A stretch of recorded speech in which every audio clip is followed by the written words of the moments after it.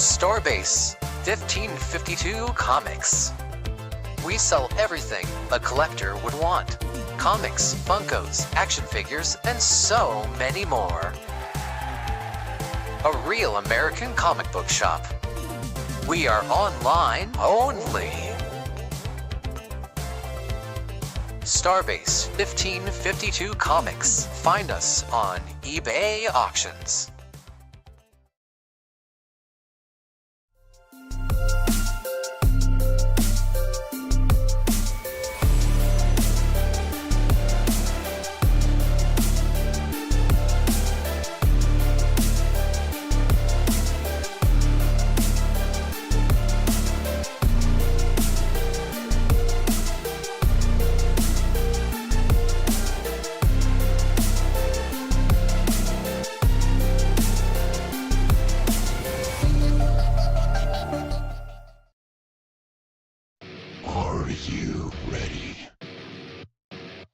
For Murph's Magical Creations.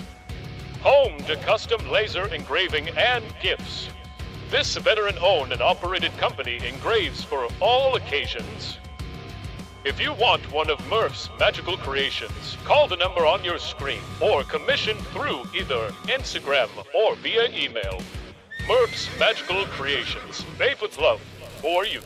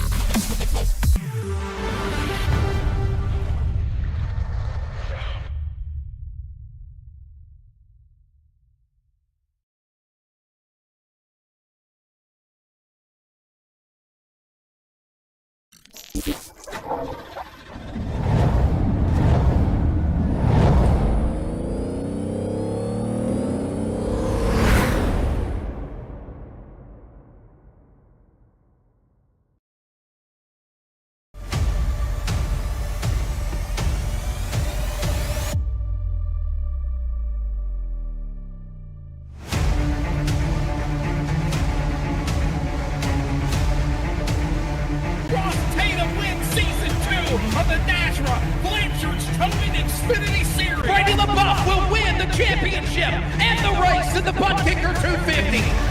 Keith Bradley gets his second championship on the Friday Night Series with the Concerns of Police Survivors Truck Series Season 8. This rookie season, he will win the championship for the Concerns of Police Survivors Truck Series.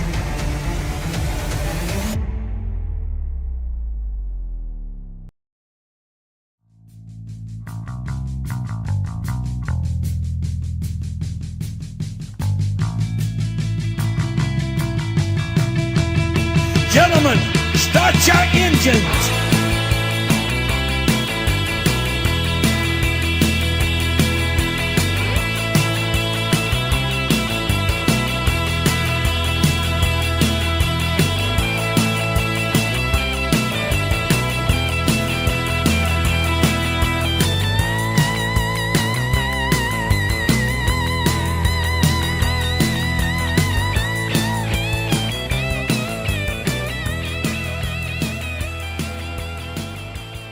Good evening, race fans, and welcome, of course, to another fantastic Monday night. And you know what Monday nights mean? It means DSR Electric Truck Series.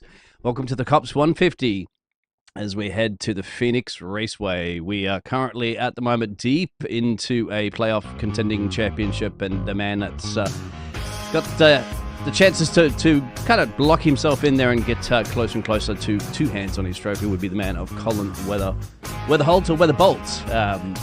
And I am Dean Biggles. Joining me a little bit soon will be Wesley Outland, of course, the famous announcer. And I believe at the moment I currently have Cody Knott in the box here for a quick chin wagon there as well, too, who will also be racing this evening on race control. Cody, how are you? What's up, man? Just hopped in, figured I'd help you out for a bit. Heard from Wesley, he's running a little bit late. He said he would be here shortly. But yeah, I was hopping up and help you out for a little bit. Excellent. Thank you very much. I do appreciate that. Now, Top Guns, who you got your eyes peeled on this one, my friend? Because there is certainly the ones to beat, isn't it? And we do have a grid forming up in a second too. Yeah, for sure. I kind of think Colin's going to go all in for it. He's kind of already in that safety bubble with that victory that locked him into the Championship 6. He's probably going to play it safe and do the best he can, but he's already locked in. I would say Kerry Tribune is generally pretty good here. Joey Stiers is good here. We'll see if one of my guys can get up there with Bo or Raul Meza, who are sitting just a little bit below the cut line right now. Oh, well, let's see. Your guys, of course, as you mentioned. We have a grid here this evening. Let's see who puts it on poll. Well, the man, the number 11 machine, does it again. And followed closely is Adam Newton, who's also second in the championship in terms of points there. Alongside them, Andrew Harris and Taylor Peacock. Jason Morales and Jerry Silas light up 5th and 6th on the grid there. Bo Tiffany, Jonathan Caulfield, Eric Parks and Stephen Thomas, 9th and 10th, and Justin White and Phil Pappas in 11th and 12th. Yeah, 13th we got Robert Richards, 14th we got Stephen Page, 15th Jacob Reeves, 16th Chad Ross, 17th Nathan Maurer, 18th Chris Cinnamon, 19th Raul Meza, 20th Kerry Tribune, 21st Jeffrey Johnson, 22nd James Kaufman, 23rd Brandon Bullock, and 24th Brian Chu. Round out a few more drivers here this evening. Fred Lester and the boss man Brady LaBeouf will be lining outside to hit it. And with him, Taylor Goodman, and I believe TJ Moore's on race control, as well as yourself there, Cody Knott. Yeah, I'll be hopping up at Sport and Race Control once Wesley gets here. Hang on, we're not going green. I appreciate that. How's the weather conditions here in Phoenix this evening? It's dry, 70 degrees track, 11 degrees air. Now, 11, not 11 miles per hour air, actually. Is that going to affect anything of these drivers, that wind speed? It may affect the handling when going off of the little undercut that you can take here. I think you call it dogleg here at Phoenix. It's, when you kind of transition from the slight banking to the no banking, it gets a little bit rocky, especially in these trucks. They're really front heavy, and they're not as heavy in the rear. So if you hit it just right, it actually might send you sideways. I've seen a few people here in the past that have done that. And what have you noticed as well, too, in the practice sessions as well? I've seen a couple of drivers have a bit of a spinner. Is that out of turn 4? It's more on the big sweeper going. I don't even know if it's called turn 4 these days, but it's the big sweeper going to the front stretch. Well, what used to be the front stretch is now not the front stretch, as they're coming by the front stretch right now.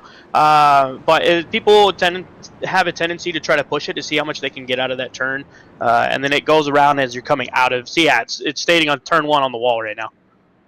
That'll be very, very interesting, of course, and the race notes that you've actually thankfully provided us. Of course, one of the boss men up here is lap 30 will be stage 1, lap 65. So that's the regular cautions, and then we go all the way to 150. 4 sets of tyres, mate. Pace car's peeling in. We're going to get ready to go green. Yeah, we actually have an entire straightaway until they go green. Like I said, this used to be the front stretch back in the day before they updated it, I would say about 4 years ago now. And now the front stretch is by the dog leg. Yeah, I was just about to say, because that pace car peels in pretty quickly, doesn't it? But that's because we've got 2 pit lane entrances, don't we? Or pit lane entrances in different areas. I think we're going for another caution lap, actually. It's just been called by race control. Yeah, I just heard that on my end, too, that there was some hiccups going on or something, and they extended it one more time. Yeah, it looks like they're going to be bunching up. Are you expecting to see any NASRA chaos here this evening? I may not. I would say our playoff guys are probably going to be the ones that are the most patient. Realistically, it's all points matter. So as you look, Phil Pappas is 14 points to good. Stephen Thomas is 5 above Nathan Maurer. Andrew Harris, 22. Our boss man is 33 above. And 44 above for Adam Newton. He's sitting pretty good. He can pretty much just kind of finish the race, and he's good for the Championship 6. But the other ones have a possibility of losing out and missing if they don't capitalize on some stage points. Yeah, good stage win for Nate Maurer, Bo Tiffany, Raul Meza, and Justin Lumpkin will do them quite good and at least give themselves some nice podium positions, perhaps even for the race. Win the race, of course, you get yourself all locked in, as Colin is currently in the moment. Adam Newton's pretty safe on points, you'd have to say. And Brady LaBeouf, they get some good results here this evening, but it's up to the rest of the field.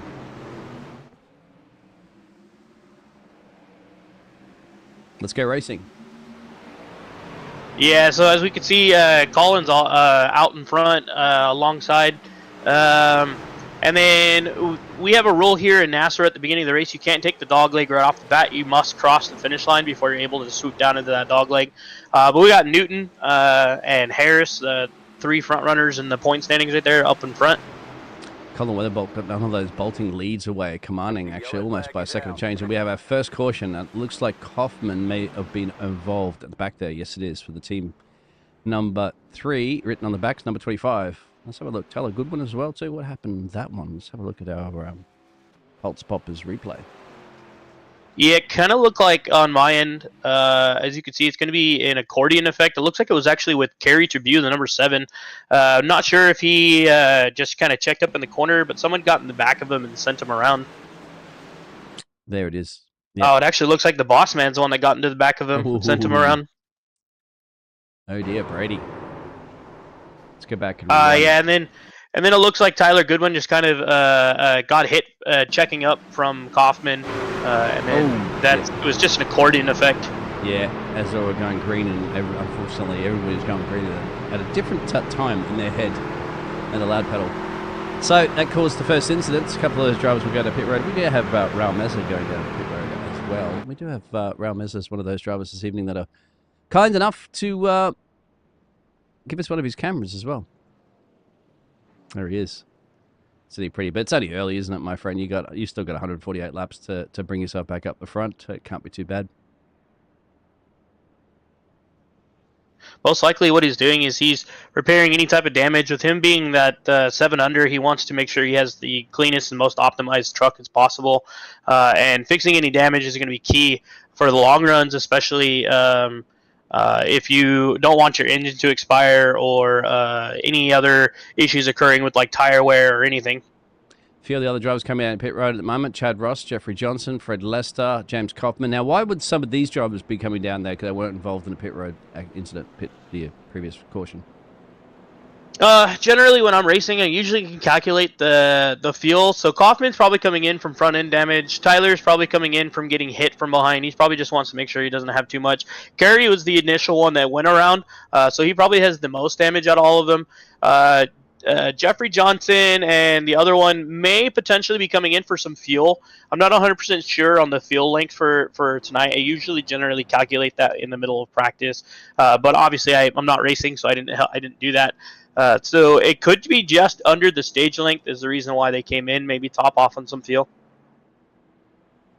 That's very good to have technical driver race control analysis in here this evening because I've never driven these cars. I have no idea, my friend. So what we can see on the timing tower is the lightest grey there. That's Colin. He's locked in the final 6. The rest of the field is the guys that have the light grey behind them. They're the ones that are looking better on points, of course, and the ones in the red are the ones that need good results here, or perhaps not be able to continue into the playoffs. They can continue racing, of course. They just won't be going for the ultimate prize of winning the championship. Yeah, for sure, and it's everyone's goal. I think we generally here in this one usually, I think we've only had one ever repeat champion, and that was on the Friday series with Keith Bradley. But Mondays is still relatively new, 4th season. I think we've had three different champions each time. We'll probably have a different champion here unless Brady's able to lock himself in and win the final 6 race. But yeah, other than that, we've got quite a few people that are first timers to this league that are looking pretty solid. And then we'll see if Newton can stay good and make his way into Champ 6. He fell just short last season, but we're going to go green right now. Let's see if Colin can get another fantastic launch away and avoid all the incidents that are perhaps going to occur behind him or not, but we shall see. Welcome, everybody, of course, tuning in. Don't be too shy to say hello and give us your opinions on how everything's panning out here for the DSR Electric, which are back, of course, after a short little holiday breaks.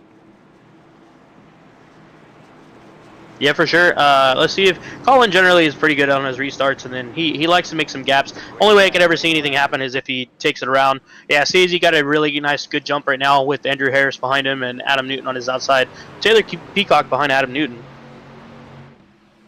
So far, so good. Everybody making their way up through the field to get temperature back into the tyres. Here at the Phoenix Raceway. Relatively short track. As you know, not the complete shortest, but you don't get too much time to point straight. The rest of it, you'll be turn.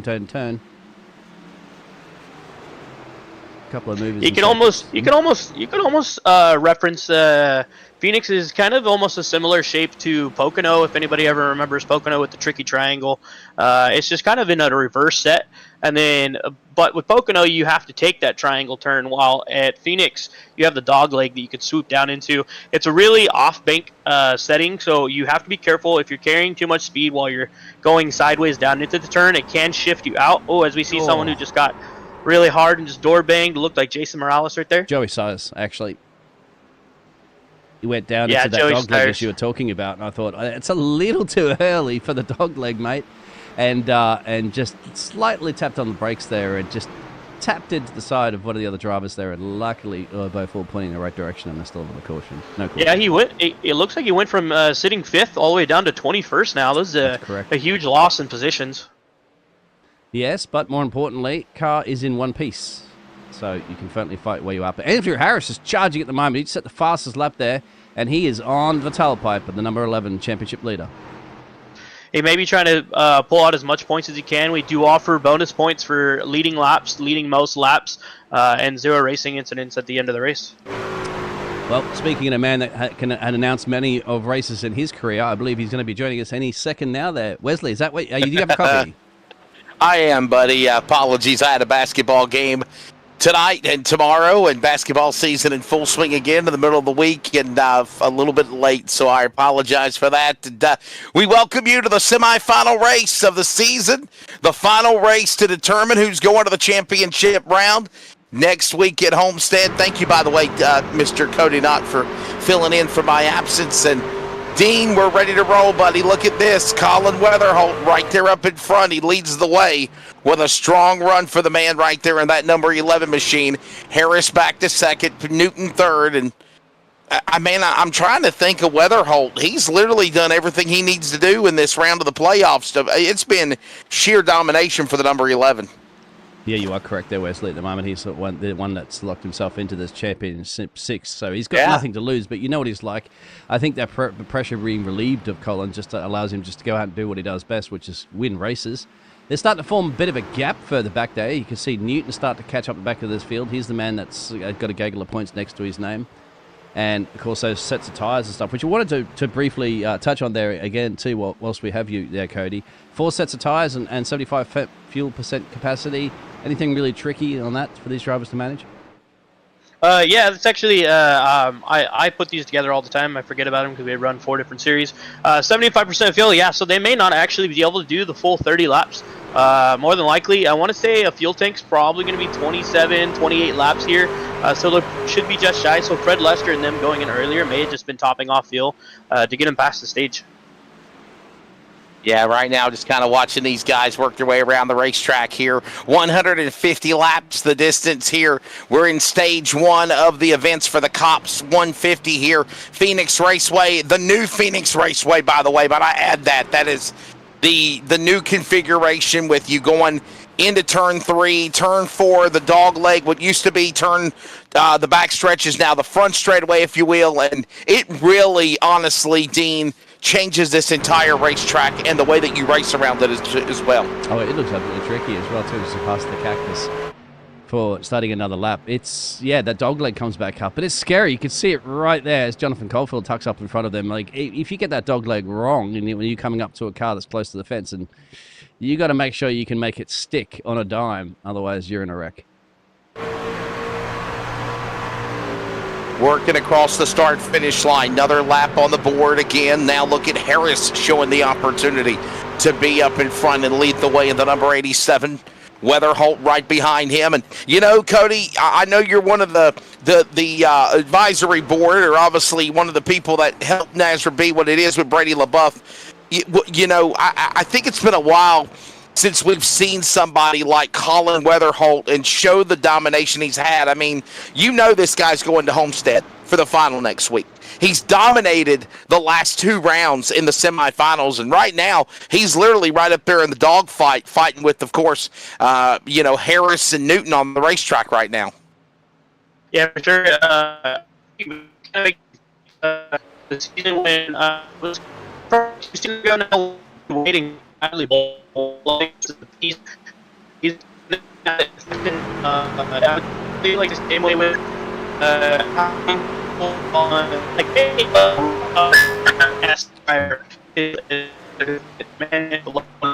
driver like to call him the money stealer because he steals everyone's money. Shows up and wins and then runs away, and you see him again in a few months' time.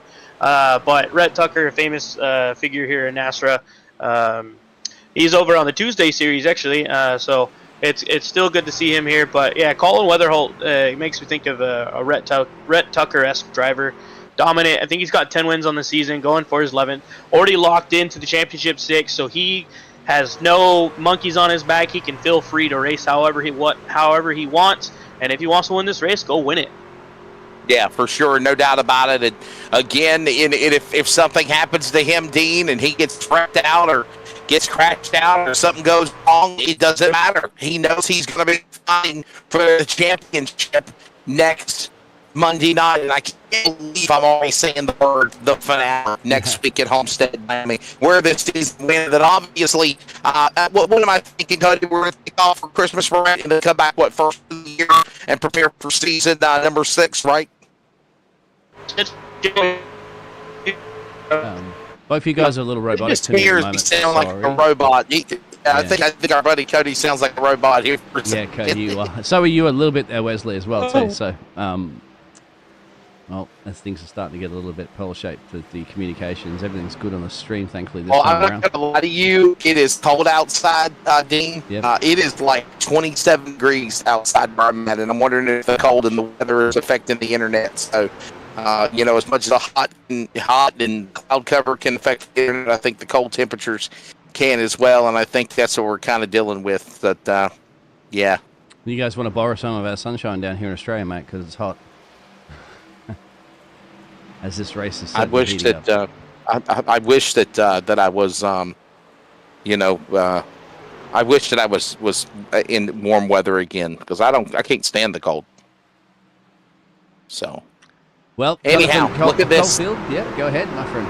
Now Co.P.S and Newton battling with each other there. This is for that 3rd spot as they work their way to the end of the home stretch of stage number 1 here at Phoenix. And again, it's Harris up in front. He leads the way, the 87. Weatherholt the 2nd spot, Newton 3rd, and this heated battle going on with Co.P.S happening now as they hit that back straightaway of the racetrack here at Phoenix, Dean. Exactly, and I was going to ask, is that a strategy there, Cody, if we do have your connection a little bit better there, for him just to back off a little bit and save those tyres and just pounce a little bit later, because it's got 6 or so laps to go, and maybe he's thinking of stage 2 and, of course, ultimately the win? Yeah, for sure. If we're referencing Co.P.S, definitely would be a strategy. He's not racing for any points this season. He's racing next season for points. So he's kind of just more in trying to win the race. And it generally, with only the 4 tire sets, the 3 on, or the 1 on and the 3 in the pits, you want to save a tire set.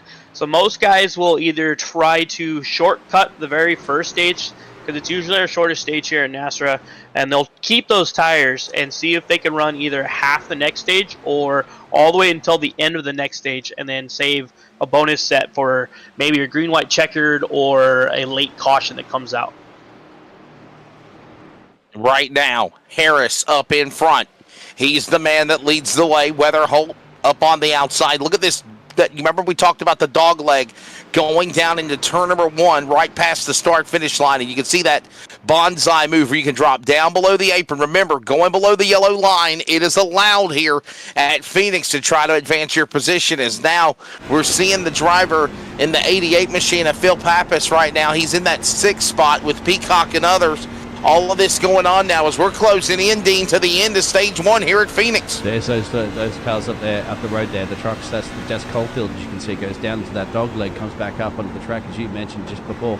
We're certainly closing down to the end of stage 1. Andrew Harris looking good on this one. Can anybody start to mount a challenge now? They're going to have to do it. They're running out of time. And the 87 machine's looking pretty strong there. We do have some upcoming events as well, too, that we'll go through. Just not to forget, in a second, of course, I think after the end of the stage, and we'll also pay our sponsors too. Wesley, but some exciting special events happening, as we've already just We recently do. had Look, take got a series. lot of cool things. Got a lot of things coming up. We're going to talk about the December race coming up at Atlanta Motor Speedway. Then, of course, the prestigious NASRA 500, the virtual Great American Race, coming up on Saturday, February the 8th on the NASRA 360 Racing Network. We'll have all the details on that. Cody Knott actually is right here in the booth. We'll go through that at the end of the first stage now, as right now laps are winding down, but a couple of circuits remaining in stage one here at the Caution. C.O.P.S 250, and instead we have a yellow flag over the racetrack. This will end the stage because we were literally coming to the one to go for stage number one, and then a caution on its own stops things here. If I'm keeping count, I think this is our second yellow flag of the race. Yes, sir.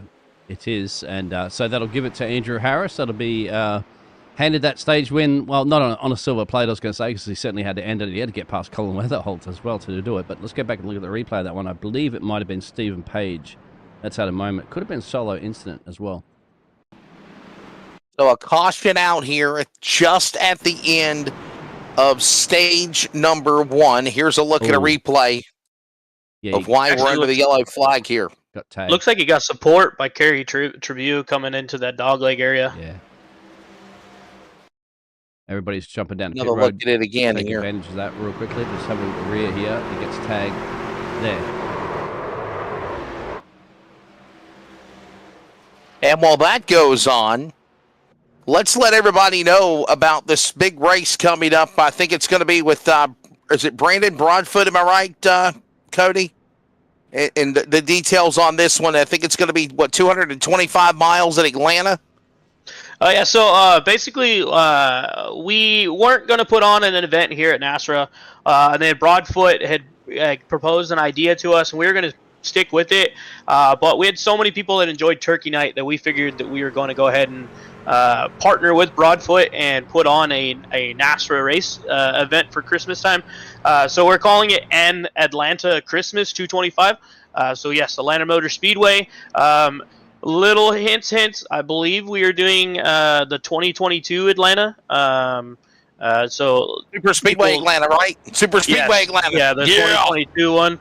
And then we're doing it in the Gen 6 cars. So we're not doing it in the trucks. We're not doing it in the next gen. The next gen will be for the 500, which we'll talk about here shortly. But yeah, we're going to be doing the Gen 6 Atlanta Motor Speedway, December 23rd. Basically, we already have roughly 24 drivers already signed up for it. That's awesome. So what a response, by the way. That will again be on December the 23rd. I want to remind you as well, that is on a Monday night. So listen up. The championship race for next Monday will be at Homestead, okay? And then the following week, just want to throw that out there. So in 2 weeks' time, we'll be off on the 16th.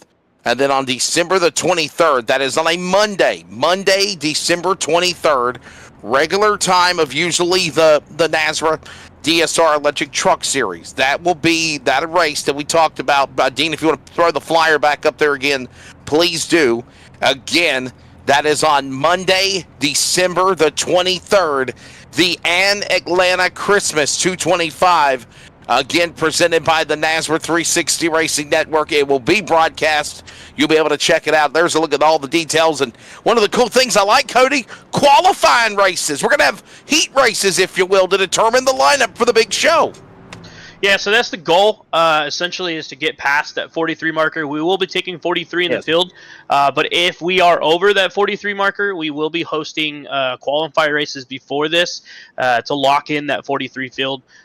So you just wait for the 500. The 500 is an entire week long qualifying races, 3 races a night, Monday, Tuesday, Wednesday, and Thursday.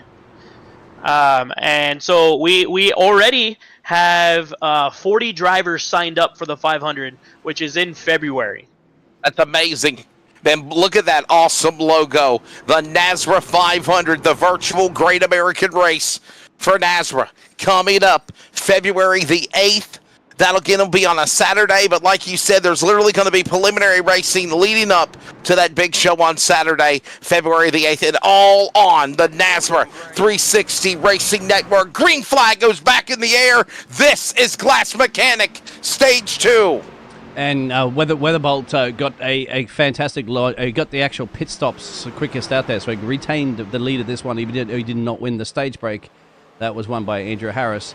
He still has got himself out the front there, Coalfield. Oh, we have a big wreck at the back. That's huge. Whoa. Chad Wow. Ross, I think. In the air. My goodness, that's Morales. Brady yeah. Oh, and Brady the LaBeouf, redneck. Jacob Reeves, Bullock is caught up in it. The 17 again pulling away. It looks like Jason Morales might have got a piece of it in the 1. A massive crash here going off into turn number 2. What used to be the old turn 4 front stretch here at Richmond. And we got big trouble here. Look at this. Oh, man. Looked like Morales got into LaBeouf. Jacob Reeves, nowhere to go. Bullock, nowhere to go. A shower of sparks and flying through the air. And we're under caution here, Cody. Here's a look at it again. Yeah, for sure. It looks like Jason either got sideways or he anticipated. Yeah, it does. It looks like he got sideways a little bit and just couldn't control it and came down into the boss man and just collected several of the drivers. Ooh, Jason went up over. It almost looks like Bullock almost went over the fence. Yeah, the catch fence like it catch. It does. Well, that Instacart signage, I think, helped keep him intact on the racetrack. Watch this one more time. Look at him, 3 wide, 4 wide. Now, that's easily given here at Phoenix at the way this racetrack is designed. But here they come off of turn number 1 and 2, off the dog leg. Here's the contact. Morales right rear hooks. And I want to say it was intentional. He got in the right rear. Brady LaBeouf, former champion of the series, got into the air, came back down. Bullock nowhere to go. Jacob Reeves nowhere to go. And that is what caused the accident here for the 3rd Serve Pro caution. We're going to take a break. More coverage from Phoenix. The penultimate race of the season, the final race in the semifinal playoffs to determine what 6 drivers are battling for the championship next week at Homestead. It continues next.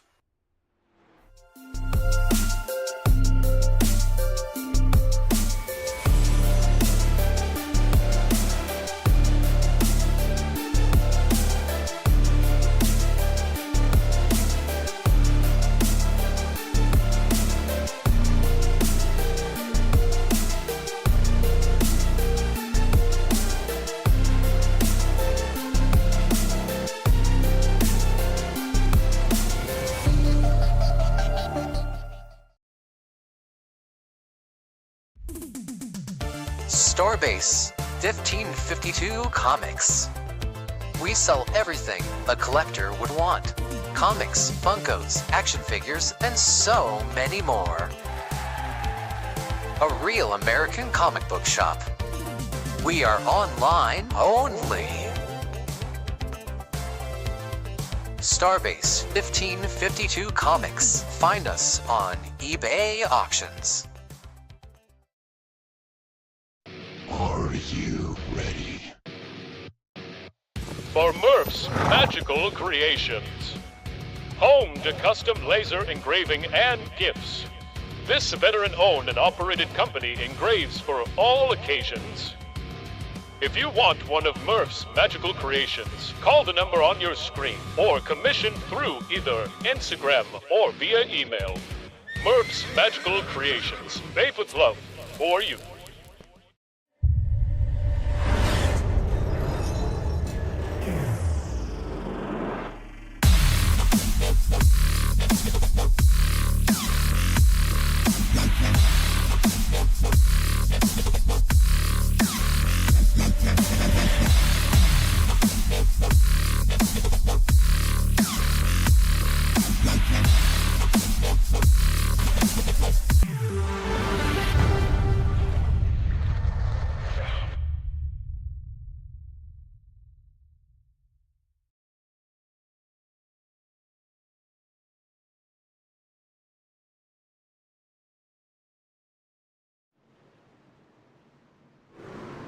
Back here at Phoenix Raceway field, getting ready to come back to the restart zone. And as I say that, the green flag flies. Thanks for Cody for filling in for my few minutes absence. I'm Wesley Outland. We've got Mr. Dean Hopton alongside. Where's Steven at tonight? I'm not. Was he taking off this week? Yeah, must have been actually. He's not around, so just you and me there, Wesley. We'll keep everybody occupied. There you go.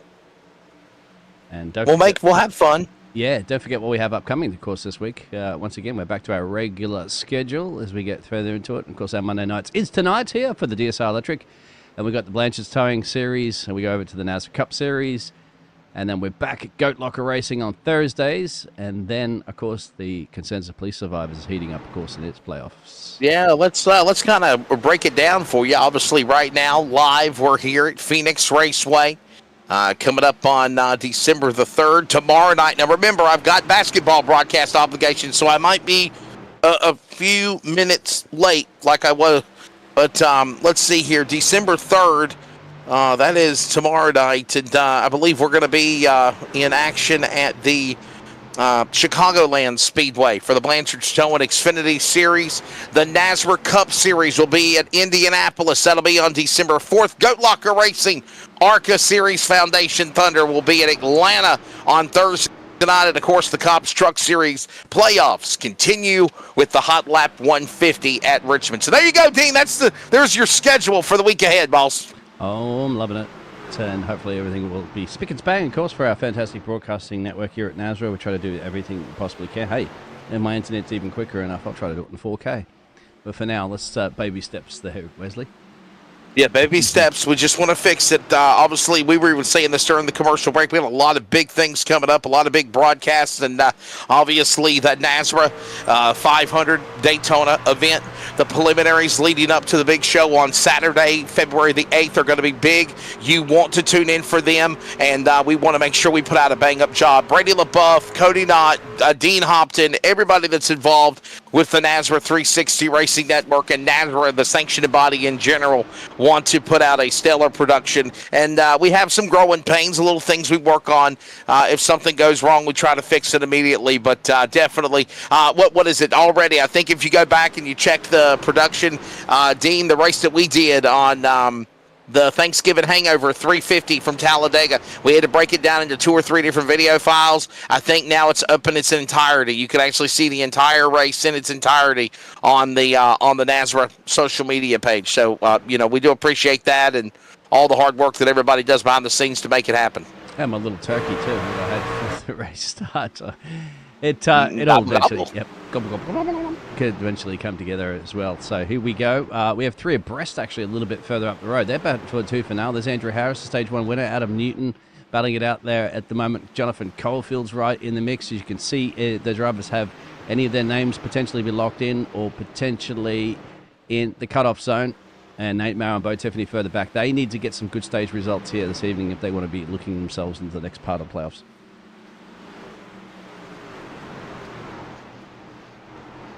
We had a couple of cautions earlier to start things here at the start of stage number 2, but now we're kind of working our way into the final 20 laps of stage number 2 here at Phoenix Raceway. Just over a mile in length. This is kind of what you would call a short track, if you will, Dino. It is a fun track. It's exciting. I love the dog leg right there. Look at that dip of the dog leg.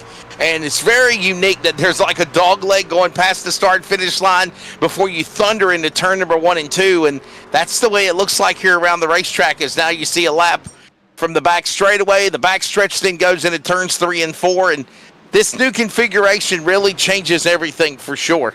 And maybe this lap car coming up at the road too might change something, because there's not a lot of room, especially if they'd like to go down to the dog leg. I'll tell you what, Wesley, if there wasn't a fence on the inside apron, they'd just go straight through the middle of the field if they could.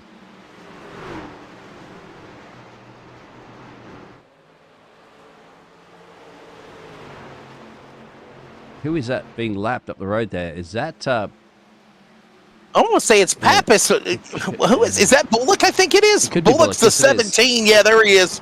Yeah, he's the one that got caught up in that big accident earlier. Probably the big one with Brady LaBeouf and Jacob Reeves and Jason Morellas. And there goes Bullock. Bullock's doing the right thing, right? Yeah. There's a race going on. I'm crashed out, multiple laps down. I'm not in it. Get out of the way. Big time lifted. Look at that. Just stay on the inside apron there, getting out of everybody's way. Good on him. It's painful to go a lap down.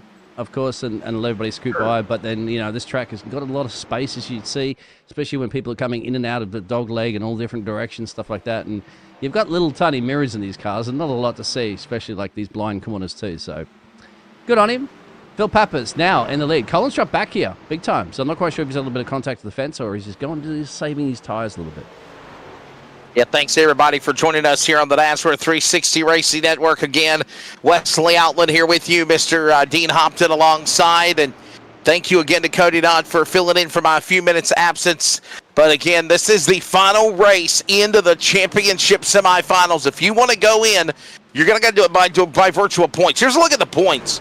And I'm going to say the way Newton, LaBeouf got crashed out, but maybe he could get in by points also, Dean. But, the one guy we know that's got the lock in the championship 6 is Colin Weatherholt. He won the last 2 rounds of races for the series, and now obviously he is the only man that gets to transfer into Homestead. But and I'll be honest with you, he's right now in 6th spot.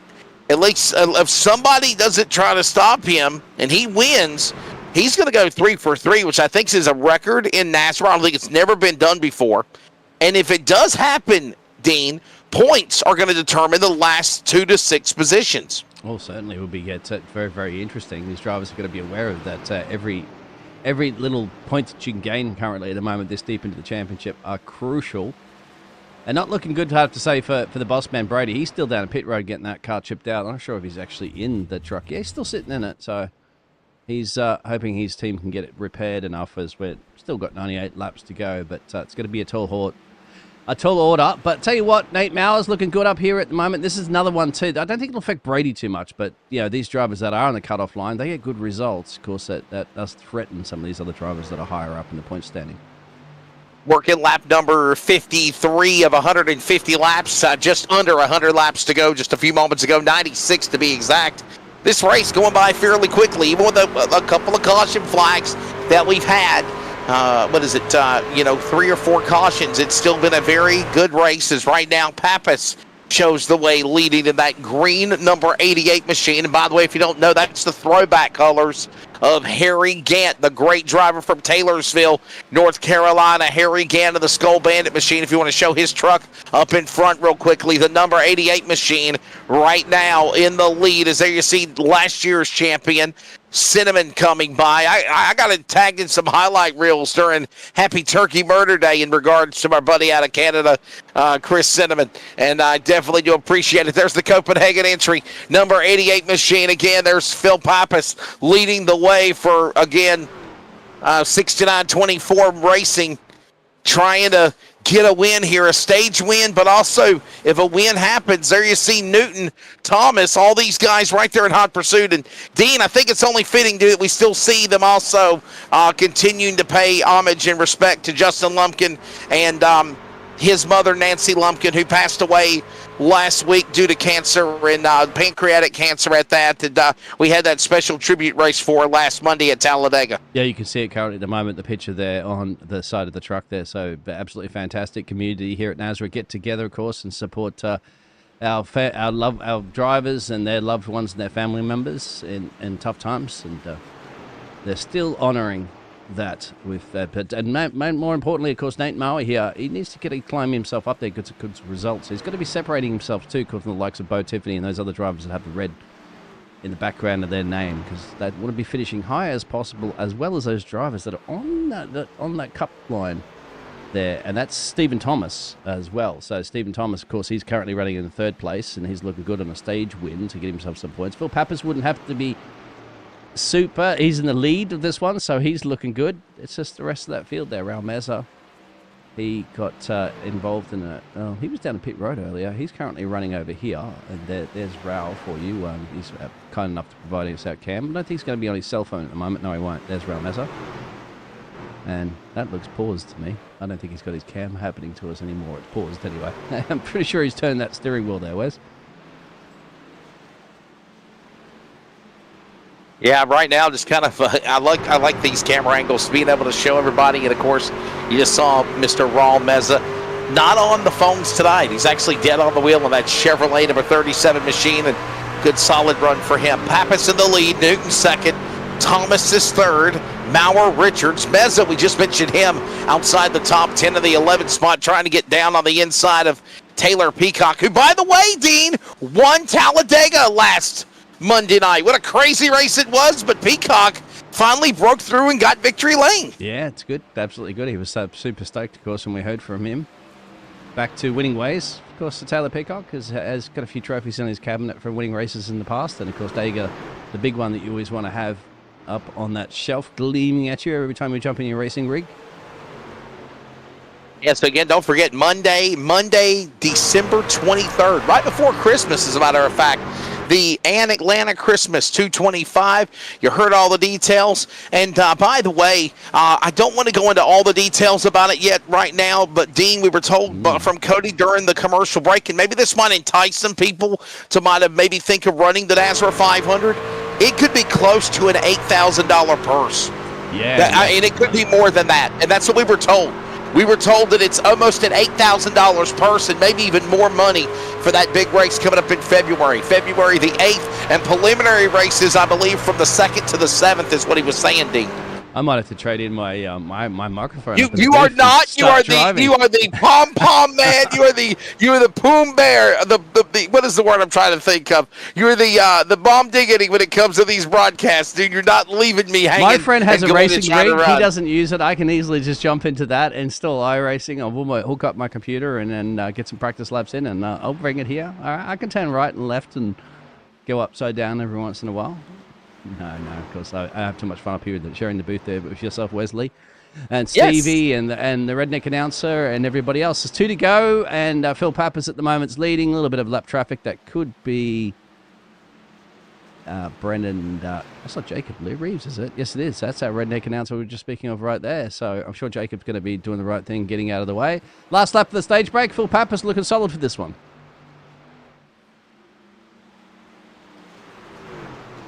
Coming to the end of this one.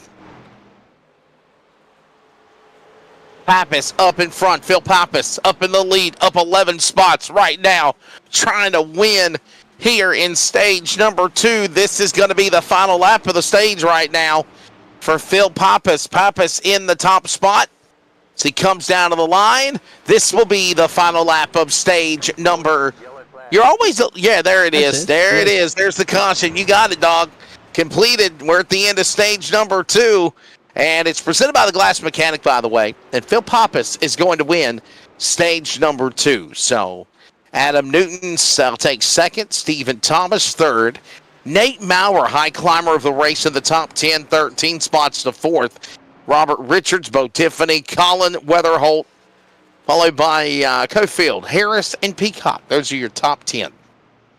Yeah, you got it. So there you see go. if we can grab one of those drivers, have a bit of a chin wagon too. After, of course, we are. Let's try to bring in. Let's try to bring in our buddy Phil Pappas. Man, I know he's got to be excited for Mission 1 Esports. Get his thoughts on things. And Phil Pappas sits in the broadcast booth. Man, what a job, dude! Looking for a big win. Hold that thought. I know you're getting ready to come down to pit lane and making some adjustments and things. So I'll let you click your buttons and decide what it is that you need to do. Again, Phil Pappas winning the second stage here at the C.O.P.S 150 at Phoenix Raceway. There's those beautiful Chevrolet Copenhagen colors from New Boston. Shades of the throwback of course, Mr.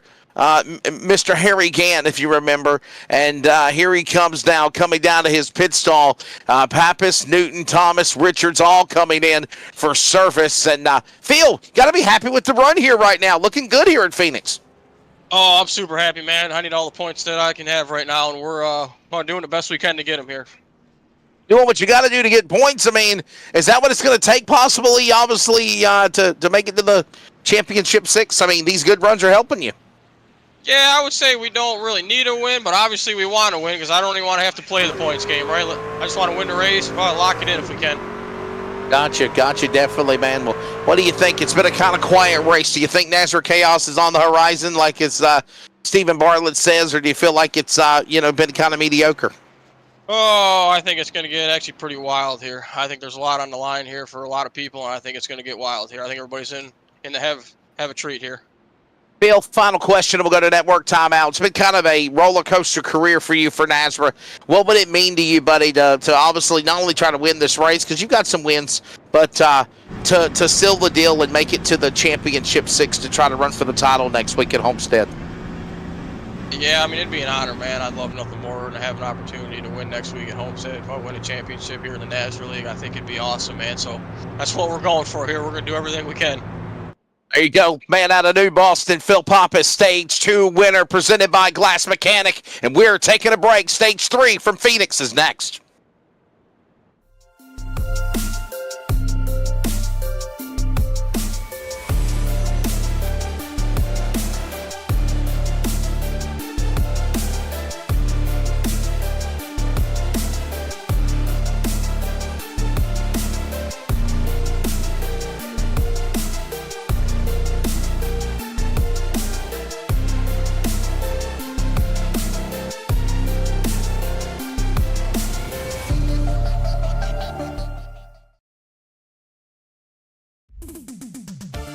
Starbase 1552 Comics. We sell everything a collector would want. Back here at, of course, Phoenix Raceway semifinal race. Let's grab, of course, Mr. Harris. He was the stage number 1 winner, Andrew Harris out of Kansas. And I know we're getting ready for green, but Andrew, what's your take of this truck, buddy? How's it looking? This is awesome. I like this track. This is the first time I've actually been able to compete in a league race at Phoenix, and I think I like it. I think I like it a lot. So I asked the question to our Stage 2 winner, Pappas, what do you think's going to happen here in this third stage? Can this Coffin Confection Chevrolet get to victory lane, obviously, buddy? Oh, I think we're going to get some a little bit of NASCAR chaos here somewhere, but we're going to hope to get – I'm just going to keep it in the top 10. That's my goal here. Think about the playoffs. Think about not getting any OL for the playoffs, but or for the final. But, yeah, that's my goal, top 10 here. Thank you, Andrew. Up front, Motorsports number 87, the man, of course, of Mr. Harris, winner of Stage 1. Stage 2, you're called up now, and we're getting ready now for the green flag to fly for the third and final stage of the semifinal. Here they come. Pace truck is in. Field overlooks the flag stand, and we're under green. The cactus stand exactly as well too, as you'd mentioned, and they're going out of the gate like two for now. Look at this, 3 abreast already, Wes, and there's somebody's gone around. I think that's Thomas. Oh dear, it is Thomas. Oh no, Thomas around. Brian Chu collected, defending series champion. The Spice Man, Chris Cinnamon, also involved. Nowhere to go. Caution out on the restart here as we just dropped the green for stage number 3. Here's a look at it again. Replays presented by Post Poppers. Was that on you, Wes? Do what? Was that on you by talking to the driver? Oh, no. Oh, no, please don't think that. Please, no. We grabbed our stage winners. Yeah. Oh. Here's a look. There's Thomas. Let's try to rewind it a little bit more. Yeah. Oh, man, look, there's Harris, man. Oh, I see what you're saying now. You're going to blame me for Harris getting into the fence. Here it is. Watch it again. Is that the 53 Bo Tiffany? Yes. I think he cross-checked Thomas. Thomas, nowhere to go. Up into the Harris machine, into Brian Chu, into Cinnamon. Now, I don't think Cinnamon got collected, but he did get on the binders and slowed down. Yeah, let's have a look from the man from up north of Canada, number 3 machine. You can see the incident unfolding between your eyes right there, and he goes up towards the fence. Bang, he gets tagged at the back there of man out of Fort McMurray.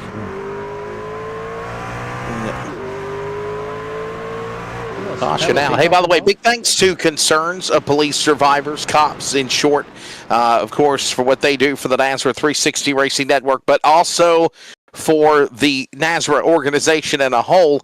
They are, of course, obviously backbone what is a Friday night NASRA COPS series. It's the Concerns of Police Survivors Truck series, and of course for what they do for the military. For the police and fallen police officers and their family, wives, kids, helping them out. Truly something special there, Dean. We thank the COP series. Absolutely. The Concerns of Police Survivors series that are sponsoring tonight's event, as well as Stephen Thomas heads down to pit road for Fred Lester, Jeffrey Johnson, Jacob Reeves head back down to get some of that damage fixed there. Chris Cinnamon, you just saw it was involved in an incident. Brandon Bullock, Kerry Tribute, and Brian Chu. it will help the drivers like Brady LaBeouf and Jason Morales trying to catch up some of those laps that they're down. Actually, looks like Jason Morales may have retired from the session. But, yep, some of those laps you could probably may be able to get back. Some of the drivers are scooting out in front of the pace truck there, Wes. And don't forget, this is the NASRA 360 Racing Network. This is just the first race of what's to come all week long. Don't forget, tomorrow night, Blanchard's Show and Xfinity Series. They're going to be in action. Join us, of course, for the excitement that will be at Chicagoland Speedway. Tomorrow night, Starbase Comics, 1952 to 25. Tomorrow night, 9 p.m. Eastern Time. Wednesday, the NASRA Cup Series, back to it again after a hiatus because of Thanksgiving. They'll be in the Serve Pro 250. It will be at the world's greatest race course, the virtual Indianapolis Motor Speedway. And that'll be coming up on December the 4th. December 5th, Coat Locker Racing, Arca Thunder, for presented by the Veterans Life Foundation. That'll be in Atlanta. And then the C.O.P.S trucks will be in the playoffs. Richmond, Friday night. Should be fun. Yeah, I would imagine it should be. Each race is uniquely different. You'd have to say there, Wesley, isn't it? Every time these drivers turn up to race. I'm gonna actually try to join you guys for the I believe it's the short track race at Richmond Friday night. I believe. Oh, lovely. I think I am. I'm not sure. It's not getting too cold over there for sports still that you regularly commentate? Oh, dude, it's cold as hell outside. What are you talking about? It's 27 degrees outside right now. It was cold all weekend. You know. Football's going on in the cold. Basketball's going on. That's indoors, but you still got to handle the elements of getting to the arena and thawing your car out, right? So, it's cold. It is cold. I'm not gonna lie to you. For whoever said that we had that warm weather coming up for the winter, they lied to us. That's all I'm gonna tell you. They actually said there's a chance of snow tonight here. Oh, really? Where we live. Snow. Yeah. Is that common? I mean, I hate snow. Back to green here at Phoenix. Quit making me freeze. I'm getting cold talking about the cold. Let's go back to racing here. Hot racing at Phoenix. And Pappas on the restart, jumping out in front. Here comes now Newton. Newton wants to win, Dean. He wants a shot to the championship 6. Wins the race, you're in. Only Weatherholt's done that, and they're 3 wide. 2 or 3 rows behind him like shades of Daytona or Talladega all 4. It'll be a nice little sprint race of 75. Go to the end. There's 53 going around. That's Bo Tiffany. And Tiffany needs good results here this evening. That's not going to be good for his chances. Wow. And that's a surf. What a heartbreak. What a heartbreak for Bo Tiffany, the Dragon Racing entry. Originally from Corning, New York, now resides in Mebane, North Carolina. Here's a look at what happened to the 53. He's lost it on his own, hasn't he? Yeah. Weatherholt wiggled just a little bit, and I'm wondering, Dean, if that caused Bo Tiffany to kind of, I don't want to say overreact, but quickly make an aggressive move. Go back and replay one more time. Watch the 11 of Weatherholt right here. Watch the bump. Yeah, yep. You see that? You called it. I think that did catch him off guard a little bit, and he only just had to steer a little bit off camber, and just the rear end goes around, because, of course, they've still got the cold tires after they re-rack and restack them, so that's unfortunate. Just a solo accident there for Bo Tiffany, but the truck's in one piece. It is. It is in one piece. And he should be able to continue along here at the Concerns of Police Survivors 150. By the way, don't forget again, at Atlanta Christmas 225. That'll be again on Monday, December the 23rd. If you want to throw the flyer up there one more time about it, there it is. Look at this. Going to have qualifying races and more. 43 drivers will take the green flag. Preliminary races leading up to the big show on 10 o'clock. On Monday, December the 23rd. And again, that is 104 laps for the big race in the 225 miles here in Atlanta. In addition to that, that's December 23rd, February the 8th. Throw that logo up there.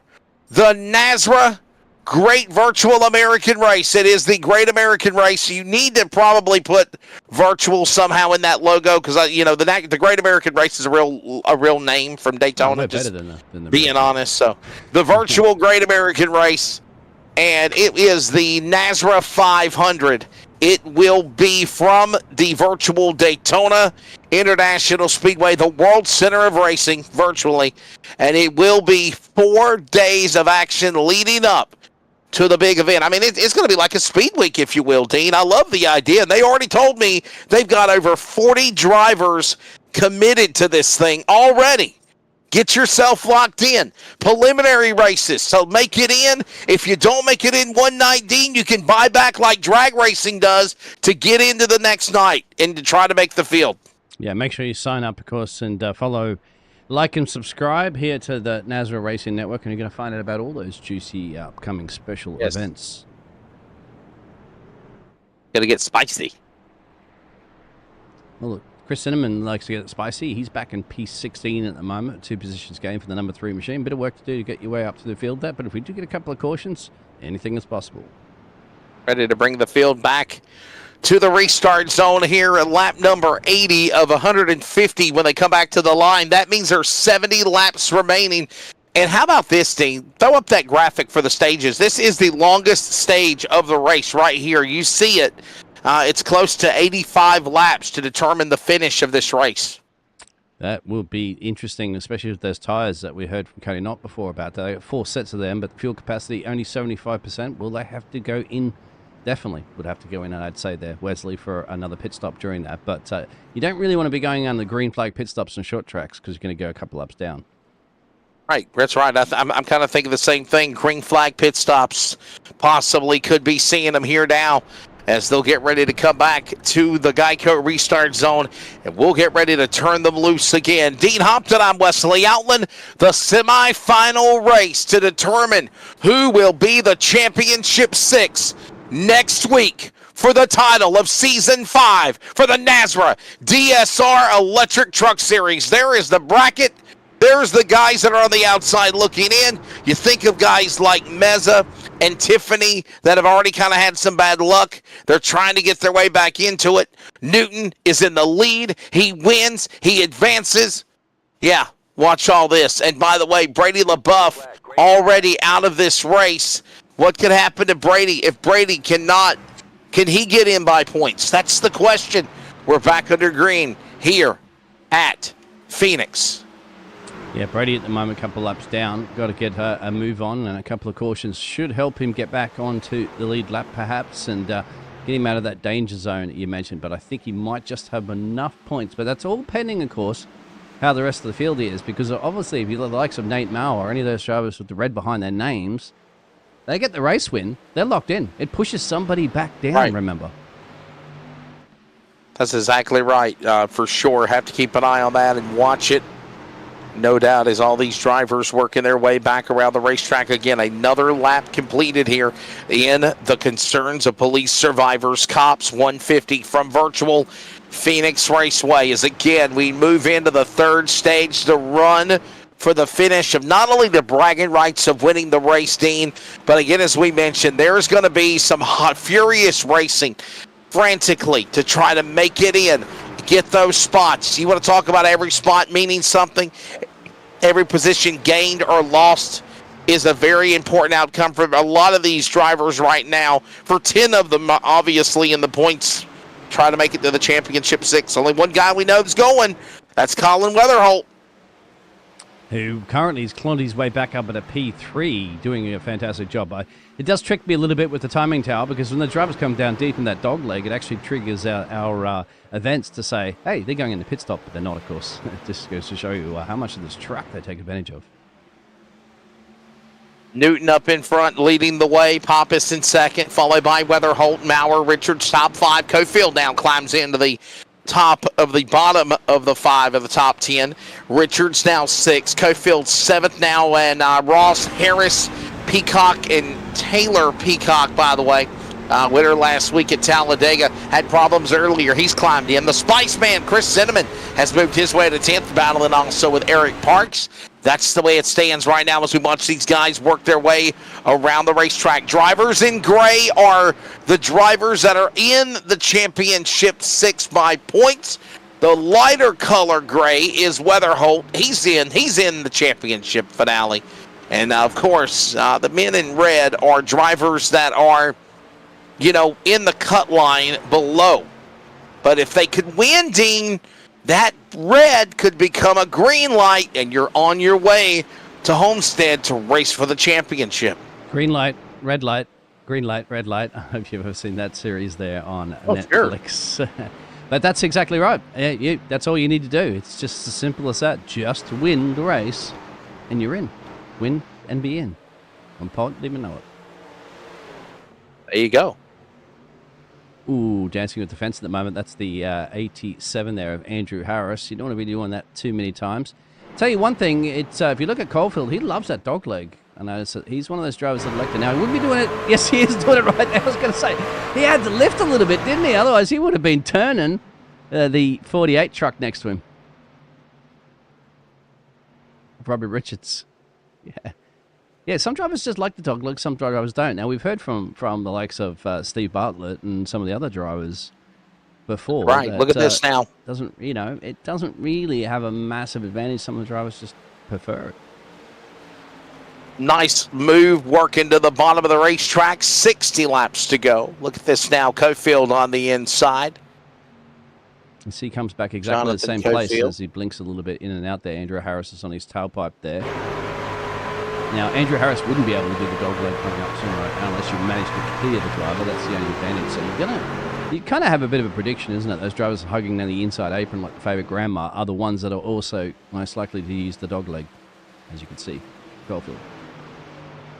Another solid run for these guys working their way around the racetrack. It's still Newton up in front, Pappas in second, Weatherholt third, Maurer, Richards top 5. Here they come again around the racetrack on the inside. Weatherholt now giving plenty of room to Maurer and Richards down the back straightaway as they work their way to that third turn. It's Robert Richards. You're on board with him right now. He's in the top 5 position.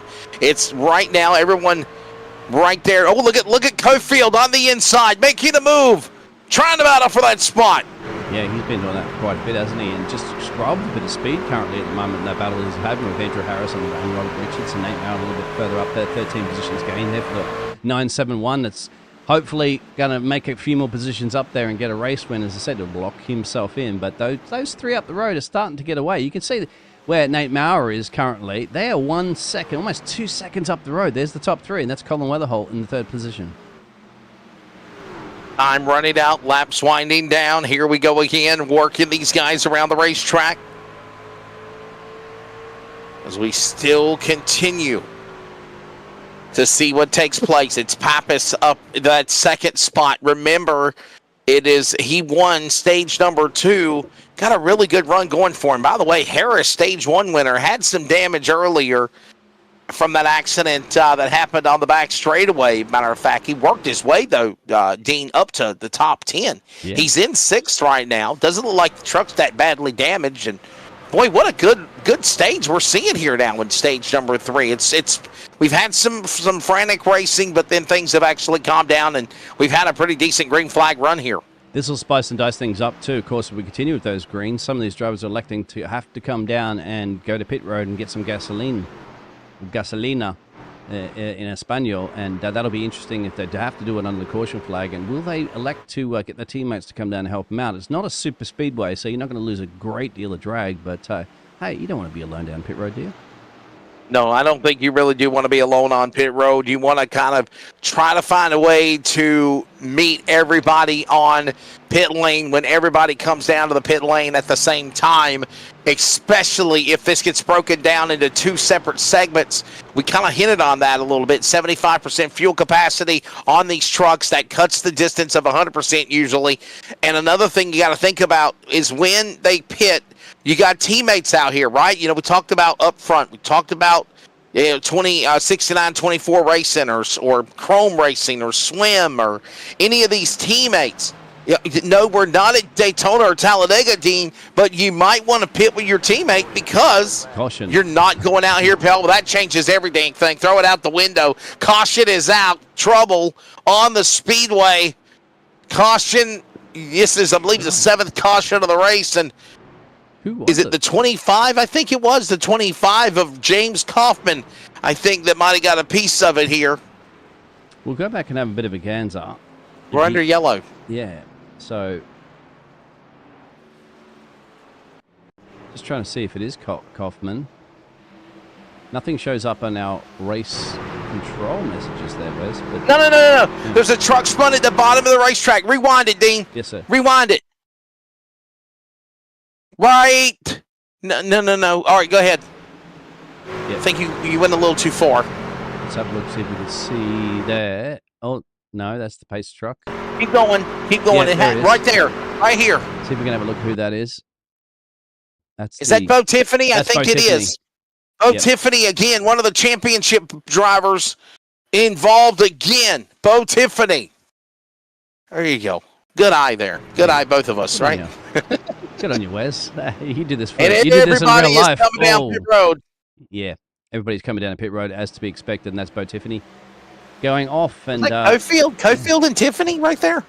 Could have been, couldn't it? Let's go back and have a look at that one real quick. Rewind it just one more time. Let's see here. Is that Cofield? That's Cofield. I think it is. There it is. Jonathan Cofield and Bo Tiffany had already been around. Already. Yeah. I was about to say, it is not Jonathan Cofield's fault. He's heartbroken, though, by the way. Auburn got their butt beat in the Iron Bowl. Alabama took care of Auburn. So. There you go. It took how many? 99 laps before football's mentioned already. Okay. Adam Newton's come in and out of pit road. Everybody's jumped in and out of pit road currently on that lap 98 that we just saw. We didn't see the pit stops because we're looking at the replay, but that's what happened. And so Adam Newton's come out ahead of Nate Maurer. Eric Parks jumping up in that P3 position there. And Chad Ross and Colin dropped back to P5. So did Colin take a little bit more gas than the other drivers? We're not quite sure, are we? So maybe Adam Newton, Nate Maurer, Eric Parks up to third. Obviously, there's the truck wagon, as I jokingly call it, that Chevrolet number 73 machine. There you see it. I think he's heading back down to pit road again. Yes, he is. No, he's not. That's the dog leg. It always confuses me. Well, hello. Vols all the way, baby, says Brendan Broadfoot. And Daniel Goble says, let's go swim in Chrome earlier. Roll Tide. Roll Tide. Brandon Broadfoot. And by the way, he's the guy that's promoting the N. What is it going to be called? An Atlanta Christmas? Oh, yes, that's correct. An Atlanta Christmas. There it is. There's I think somebody said, we don't like the word Grinchmas. We don't like that. That's not nice. So they decided to change it to An Atlanta Christmas. So it's December 23rd. It's going to be right before the holidays. Make sure you plan to join us again on the Nazareth 360 Racing Network for that one. Look at this awesome format, by the way. Qualifying, heat races, qualifying races to set the lineup for the big one. Coming up, 225 miles, 104 laps. And Atlanta Christmas 225. And then, of course, again, February the 2nd through the 8th, leading up to the Nazareth 500. And again, listen, I don't know the whole gist of it, but we were told that, Dean, there's already close to $8,000 invested in this thing. Big money. That's amazing. Pot. Yep, and you're going to bring out the big guns too, as you probably saw before too, in the Coca-Cola E-Series driver who wrapped up the turkey. Yes, big congrats to the eNASCAR Coca-Cola iRacing Series competitor Malik Ray. Malik Ray was able to win from the pole. Come back and survive the shenanigans. That was the Thanksgiving Hangover 350 at the virtual Talladega Superspeedway. Congrats to Malik Ray, and I enjoyed covering that race up till the server crashed, I think it was, on 2 different levels. But again, we're working on getting all that stuff straightened out. Look like even tonight, not knock on wood, don't want to jinx anything, but right now, everything's looking good, sounding good. And we're ready to go back. Fourth internet. Oh, and caution, guys, I just saw the tail end of it, and they're wrecking. Oh, no, 47 Page and more involved. I just caught the tail end of it when they were spinning off the corner out of turn number 2. Right about there. It looks like Page had somebody turn into him. Let's watch the replay of it. The 47. Keep an eye on the 47. And right about here. Watch this. Yep.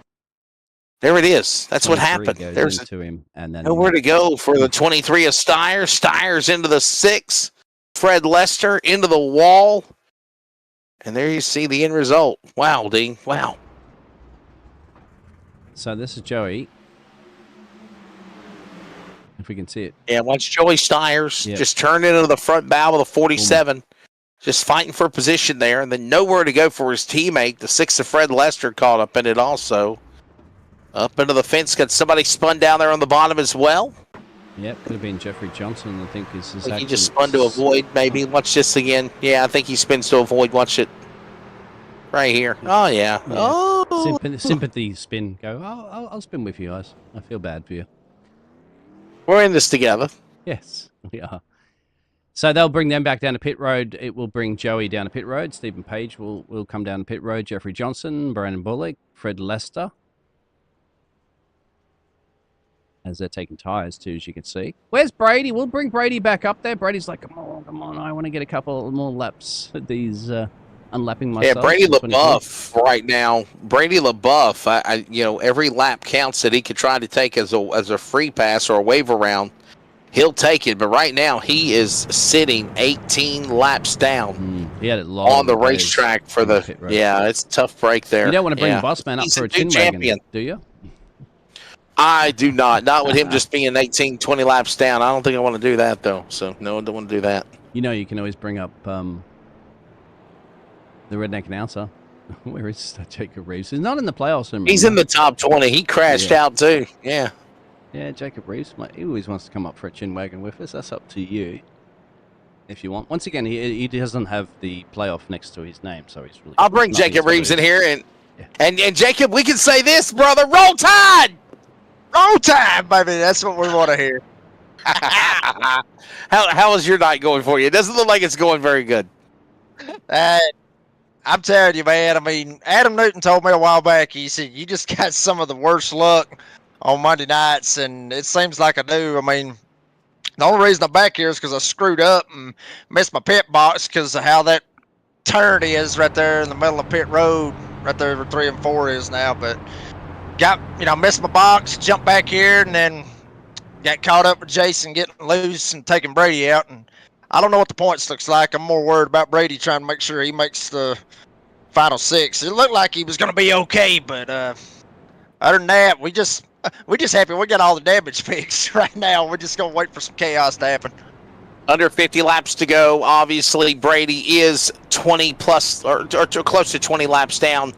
And you kind of hinted on that. Maybe he does have enough buy points to be able to transfer, but that's something you don't like, right? The unknown of knowing if you can get in by points. That's not fun, is it? No. I mean, honestly, that's one of them things where, excuse me, guys could literally have a cooler right beside of them, have a bottle of whiskey, and just be scared to death, not knowing what's gonna happen. So that's one of those instances right there where you run into it. But he's a little bit worried right now. I think Nate's up there at the front, so he's a little bit more worried about Nate right now winning. If Nate wins, he might be in trouble, but we'll see what happens. We're trying to concentrate on ourselves right now, but we're trying to help him out too. I don't think he should be in that much of a trouble, but because he's got a bit of points up his sleeves there. But Nate Maurer could be the one that's going to spoil the surprise of some of those other drivers that are on the cutoff. Thanks for your time, Jacob. Good luck, buddy. Roll Tide! Yes, sir. Appreciate you. Roll Tide. Roll Tide. Roll Tide, roll. We're going to bring in, what's his face, Jonathan Cofield. If he finishes on the podium, we're gonna dog him because he's an Auburn fan, right?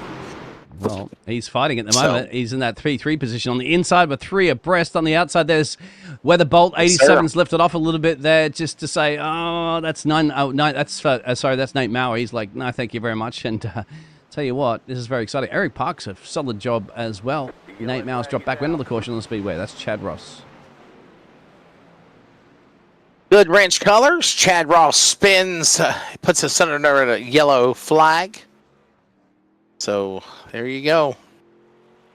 This could be a solo incident there from Chad Ross, but we'll just as Eric Parks was starting to put the truck wagon in the second spot as well. Let's take a look at this one more time. Watch the 38. Battling along with stage 2 winner Phil Pappas, and just might have lost it on his own. Richards and everybody else. Oh, well, Peacock got into him a little bit. It wasn't too bad, you'd have to say, but yeah, let's have a look. Another look at it again. Comes in there. Like he didn't turn the 88. and he gets turned himself and then clipped by some of the other drivers. Caution out. There's a replay presented by Pulse Poppers, and we will step away and take a break from Phoenix. Be back in a moment.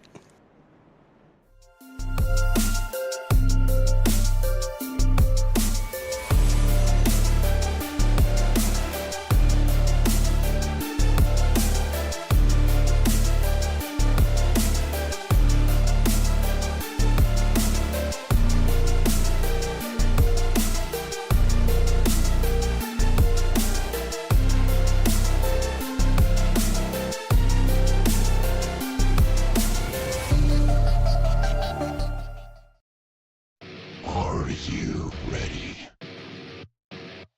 For Murph's Magical Creations. Home to custom laser engraving and gifts. This veteran-owned and operated company engraves for all occasions. If you want one of Murph's Magical Creations, call the number on your screen or commission through either Instagram or via email. Murph's Magical Creations, made with love for you.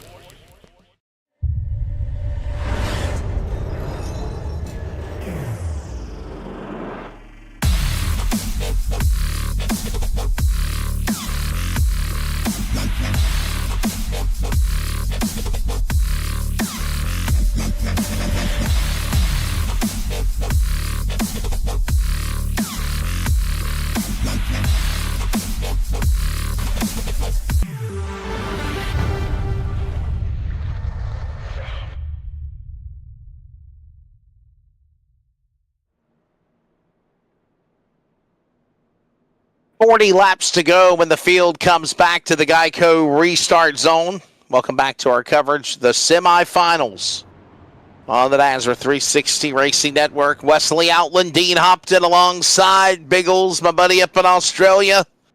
Up. And we're ready to try to settle it out here. Oh, that's right. If you look at the globe, it is flipped upside down, actually. So, yes, I am up.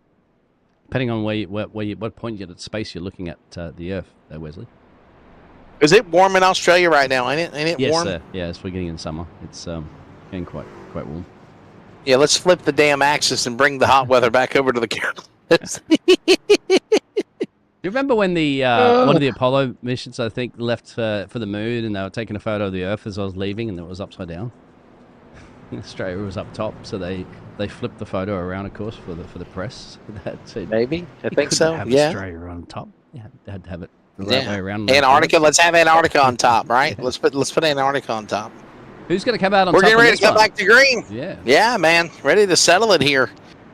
Still a long way to go, by the way. I mean, in hindsight, it is 40 laps remaining with still Newton up in front. Adam Newton trying to be one of those guys to transfer into the championship finale, joining Colin Weatherholt by virtue of a win. Everyone else gets stacked up, ready to come back to the line. Here they come off of turn 4. Quickly on the gas. Turn 4 is the Geico restart zone as well. And they punch it. Here comes now Eric Parks on the inside. The truck wagon on the bottom. Going after Weatherholt. Going after Cofield. Cofield up on the outside lane. This battle goes on into 2. Yeah, I think Colfield's getting really, really hungry towards the end of this one. He was having some little bit of blinking issues earlier, so thankfully his internet's probably going to hold out, as well as my internet and the broadcast too. Certainly challenging. Adam Newton now has been just nosed ahead there by Colin Weatherholt, who's going to look at taking another victory here this evening. But at the moment, if you're a teammate there of Colin, and we have another caution in the speedway back there. Raul Mazza, I think, no, Justin White. Justin White, oh dear. Yes. Justin White has crashed. Justin White of the number 2. Yellow flag out again. The man from Scotland's lost it on his own. This is what I did see during the practice session that I spoke to Cody Knott about. Yeah, that's just getting on that lab pedal a little bit too loud, mate, on the race restart there, and the rear of the car just goes, whoopsie-doozy, I do not want to cooperate. And solo accent from the man from Scotland, not from Scotland up north there, you know. He doesn't wear a quilt and under that racing outfit. Not that I'm aware of, anyway. But that was a quick little caution. but that just means that we're going to re-rack them, restack them, and another chance to have a chin wagon with somebody if you want. TJ Moore and Cody Knott will be on our race control as well. They'll be looking at those incidents, and of course that would just be my bad situation for one of the drivers. Fred Lester goes in. Justin White, of course, goes back in. Probably chipping away at some of that damage that they might have had earlier that ways. Yeah, probably the smart thing to do, come down pit road, try to go back on that damaged vehicle policy clock, if you will, to take some time to try to fix what damages you have. Thanks, everybody, for watching. Don't forget to hit that like and subscribe. Is the turkey still available for the graphic? No. I know it's post Happy Turkey Murder Day, right? Yeah. Yeah, we'll just hit subscribe and like, right? Hit it. For you. For me? For me? For you. Oh, here it is. Yeah, he's not lined up properly, sorry. Subscribe and like. There it is. And happy. Hope everybody had a good Thanksgiving. We used all those graphics for during the Thanksgiving Hangover 350. But hit subscribe and like. Appreciate you joining us. Hit the more subscribers and the followers, you can be able to keep up with everything going on the NASRA Racing World. NASRA 360 Racing Network. But tomorrow night, again, we'll have action for you. Join us. Yes. Chicagoland, Indianapolis, I think, is what we talked about. Join us. Yes, join us. Tonight here at Phoenix, last race to the championship finale next week at Homestead, Miami. Tomorrow night, of course, don't forget to join us for the NASRA Blanchard's Towing Xfinity Series. They're going to be at Chicagoland. Wednesday, NASRA Cup at Indianapolis. Thursday, Goat Locker Racing at Atlanta. Richmond for the trucks.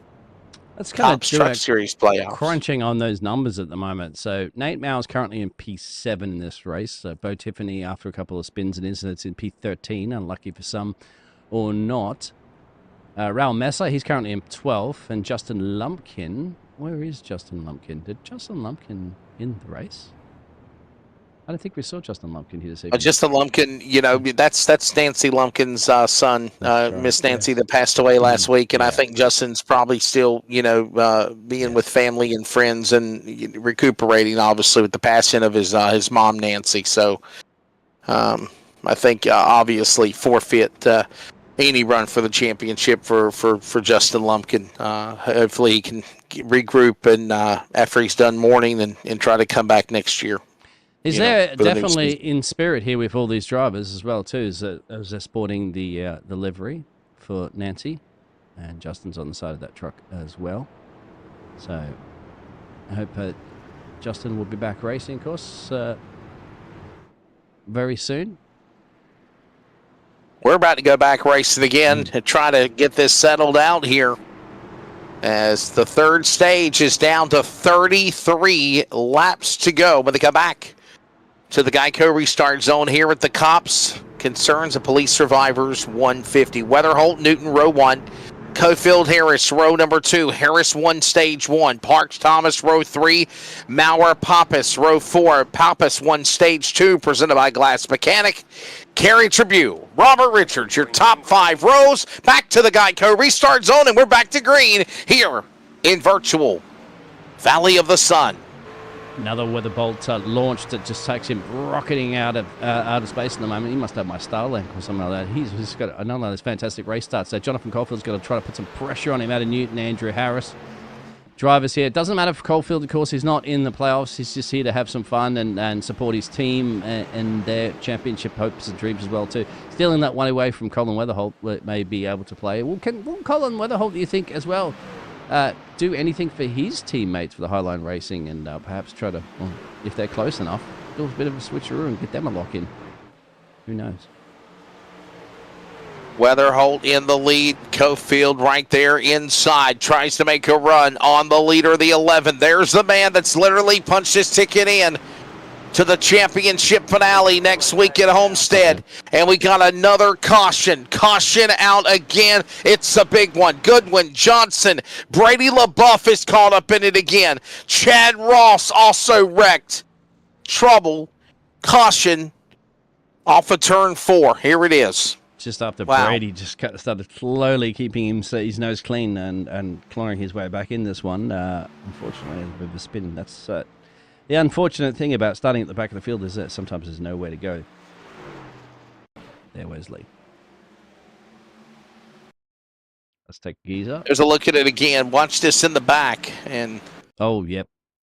That's somebody into boy, 13. there's the contact. That's the 33 of Johnson into the 13. Goodwin into the fence. Then Ross turns into Brady LaBeouf. So this is Jeffrey Johnson. I think he gets a good power out of the corner here. Ooh, that's interesting. Was the 13, was he going too deep in the corner, or was the 13 too slow? Rewind it one more time. I'm wondering if maybe the 13 didn't have speed or he was handling issues. Watch it one more time. The red and black 13 Pulse Poppers entry for Dragon Racing. Watch him. This is good one there. Now, yeah, maybe we need to go from behind to show the tailgate. There it is, the 33 of Johnson. We might need to go on board with the 33 of Johnson, actually. We will go back and have a look at that. Just have a look at his cockpit. It looks to me, Dean, right here, that maybe the 13 bobbed or slowed up a little bit going into the corner. I wonder if Page... Wow. See, I mean, I don't... There you see Ross into LaBeouf, into the wall. Johnson into the 13. Here's a look at it one more time. Boy, this will tell a tale right here. Look at this. Well, Dean, I can't. Yeah, that's a tough one for race control. They're going to have to look at that, which they will, no doubt. Of TJ Moore there and Cody Knott. I'll be having a look at those replays just as many times as we will when they look at different angles, things like that. As drivers, they'll also look at the speed that they're doing, if they're going a little bit too slow in there or somebody going too hot. That's all the details that they do. And race control, you know, it's not an easy job because you've got to have to do all that. And, of course, you might still be reviewing one of the previous incidents and one of the previous incidents as well, too, if they re-rack and restack them. So does the race control analysis. And they want to make sure that they get the right decision as well, too, which is always final. So no doubt debating that one. They study the tape and they look at everything and find out. Taylor Peacock goes back into pit road. Jeffrey Johnson goes back in. Tyler Goodman, Fred Lester. And the boss man, Brady LaBeouf, which you won't bring up, will you? There, Wesley, for a chin. I don't want to bring him in here. I'm not going to bring him in here. We get his thoughts. You're asking the wrong guy their thoughts, okay? Let's get this guy's thoughts. Let's check in with our buddy Adam Newton. Always good hearing from the 19 for Chrome Racing. A lot of people were cheering on Chrome Racing out of the chat box, and Adam Newton has had his share of highs and lows. The man out of Clarksville, Virginia, now up to the top 3 or top 5. Actually, he's in 4th. He was in the lead. And Adam, what's it been like tonight, man? What's it going to mean to win and get to the next round for the championship? It would be wonderful, but right now I think I'm already in just based off points. There you go. There you go. And he's actually getting ready to come back to green, so I didn't realize we had the lights off on the pace truck. So, Adam, good luck, man. Good luck the rest of the way. It. There's Adam Newton again, and Adam Newton is, by confidence, thinks he's already transferred in by virtual points. And Dean, that's a good thing. If you know you're counting the numbers in your head, you think you're up ahead, look at Newton. Look at LaBeouf. Look at Harris. These guys, I think, could possibly transfer. Yeah, well, he's 44 points up on this one, second, only to the man that's locked in. So we'll see. Now, Brady LaBeouf and Thomas have struggled in this race tonight. Remember that as we go back to green here at at Phoenix, close it in for 25 to go to determine who will be going to Homestead. And Adam Newton is that man that we just spoke to, currently battling it out. Eric Parks on the inside of him. He's close to the fence there. Robert Richard, Phil Pappas. It's more like the likes of Raul Massa, who has come. Oh, there's contact with Parks. And they saved it. Unbelievable. Parks into Mesa. Somehow Pappas stays in the gas. And look at that gaggle of traffic behind him. They're going to throw a caution, though. Robert Richards has crashed in 48. I was going to say that, Wesley, that was too many. They're approaching. You had 5 wide at some point approaching the slower trucks at an insane pace, and you know it was inevitably going to turn into one of those NASCAR chaos moments. And thankfully, it kind of didn't. I think somebody just hit the anchors there, mate, and had caused that, and that was Robert Richards. Tough break for the 48 out of Concord. Look at this again. Actually got Gastonia, North Carolina. Factory canopies, Toyota number 48, Robert Richards. Watch this. And again, this was all after what happened earlier when the contact was made. But yeah, look at this again. Tough break. Another angle at it. Have a look at this with Parks, because that's what happened. So that's just the reaction, of course, because they're all approaching. Yeah, that was just that was the chain result of it. Back up a little bit more, and you can literally see what went on between the 73 and I believe it was the 88 of Pappas. Yep, there it is. And the 37 of Meza. Watch this again. Look at this. Wow. It's because Parks was already losing it, and then actually, I have to say, it was thanks to the 37 for putting him back in the right direction.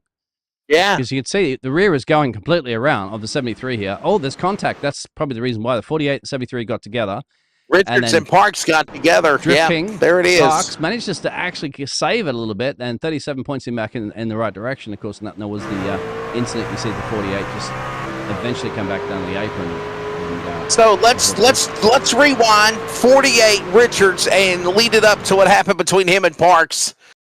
And then you'll see it. So let's find the 48 and rewind it all the way up to what happened on the racetrack and extended Pulse Poppers instant replay. Watch this again here, Dean. Set it up for us. Yeah, you can see he's going to get into him here. And that's either because the 73 was going a little bit slow, or once again, in the situation was Robert going a little bit too hot in the corner. And therefore, it comes that collision, and 3 cars were involved on that one. Goes in the inside. And here's the deal. And Dean, here's the deal. They got stacked up, gaggled up 4 or 5 wide. We saw that behind them after what happened between Meza, Parks, and Richards. Look at it again. And honestly, if Richards could have been able to get off the bottom of the apron, he might have been able to save the truck from spinning. But because he kept locked to the bottom, to the inside on the apron, on the flat, that caused his truck to go around. He just could not correct it. Watch it again. Right here. Into Parks. He's sideways, turning the wheel. Look at him turning the wheel. Turning the wheel. Got it corrected. Cannot get back up on the racetrack. And nowhere to go but spinning the 48. And the reason why he couldn't go up on the racetrack was because you saw it. There were 4 and 5 wide stacked up behind him, multiple rows. If he would have turned into the traffic, he would have caused an even bigger problem there, Dean. So I get it. Yeah, very clever. Very, very smart driving there for taking care of other people's races and not destroying other people's races by staying off the gaggle of traffic of cars. As you can see, Eric Parks will head down to pit road there. Chad Ross will head down, is in currently at the moment, getting the, I can't even see his racing number, the 38, there it is. The 3's all scraped off there on the side of his livery. As Cullen once again in front, and with 23 to go, and they'll be clicking those laps over, will be looking together to get himself... He's already in, just spoil somebody else's party, really, for a race win this evening. There's a look at it again. We heard from Newton, we heard from LaBeouf, or at least we're thinking from Jacob Reeves talking about Brady LaBeouf that he thinks that he could get in by virtue of the points. I think so. Got to be mindful of that. Got to be mindful. Let's quickly recap, because they're about to come back on to restart again on the back stretch. These other drivers that are really on the cusp line: Stephen Thomas, Nate Maurer, Bo Tiffany, Raul Mesa, and Lumpkin, of course, we know that isn't. So those drivers, Phil Pappas, maybe just enough. Phil Pappas currently running in P4 if he gets a good result there as well. But yeah, Nate Maurer, Bo Tiffany, they're the ones here that have to get good results, and they can see currently at the moment 5th there for Mazza, 6th there for Tiffany. Maurer's down 13th. That'll be interesting. As you know, there's some of those other drivers up the road there are going to have a little bit more points ahead of them. Green flag, green flag. Ready to come back to the green flag. Here it goes. And Weatherholt up in front. Highline Racing number 11. Cofield the 2nd. Harris 3rd, right behind him. By the way, we're closing in on the Premier Racing setups. 20 to go. We're going to go side by side so we can promote Premier Racing setups. Of course, proud partner of the NASCAR Cup Series and more. Check it out. Everything from dirt setups, pavement setups with late models, modified sprint cars, midgets, the street stocks, short track setups, the e-NASCAR setups, and so much more. They've got you covered at Premier Racing Setups. One-on-one coaching lessons, iRacing setup requests and passes, and much more available. Mention NASRA and check out and get work from help from top setup builders. 15% off, and 15% goes back into NASRA's pocket. That is Premier Racing Setups. And as we are showing the promo for 20 to go, we've got another accident on the racetrack. With under 20 laps to go, we have a caution here, Dean. And I was just trying to look at, thanks to our sponsors at Premier Racing Setups, of course, that get yourself to go faster and more of a stable car and maybe avoid some of these collisions. You could get those setups. But who did it? Now, looking at Brian Chugo and pit road now. Kaufman's in, Chad Ross, they're still trying to chip out some of the damage. We'll go back to that Pulse Poppers replay there and have a look, because I haven't got anything that's flagging. Oh, there's the 25 in the fence. There it is. That's Kaufman. So, is it? No, he's not by himself too, Wesley. Somebody else has come to the party. Bang. Oh. So, he's turned into Jacob, I think, hasn't he? And then the 47's clipped him.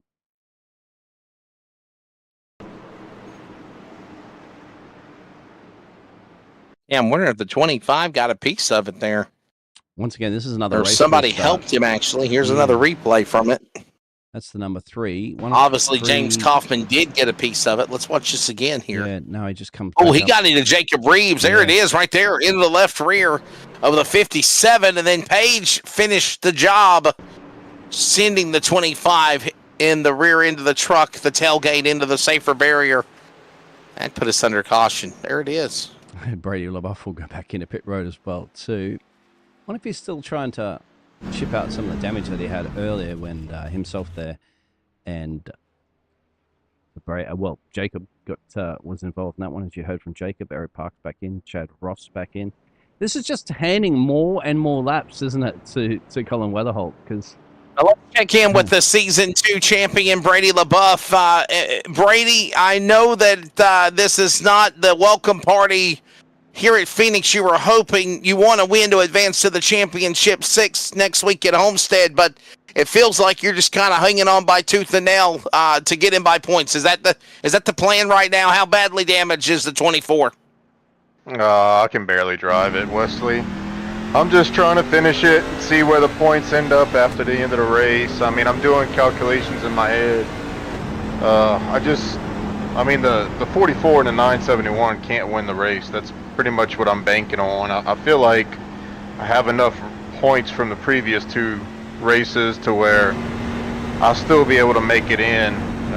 But it's gonna be real tight here. We'll see. it looks like your steering is quite bent. Is that right there, Brady? Like, is it fully straight? Yeah, I mean, I can't. I'm learning how to drive the truck all over again.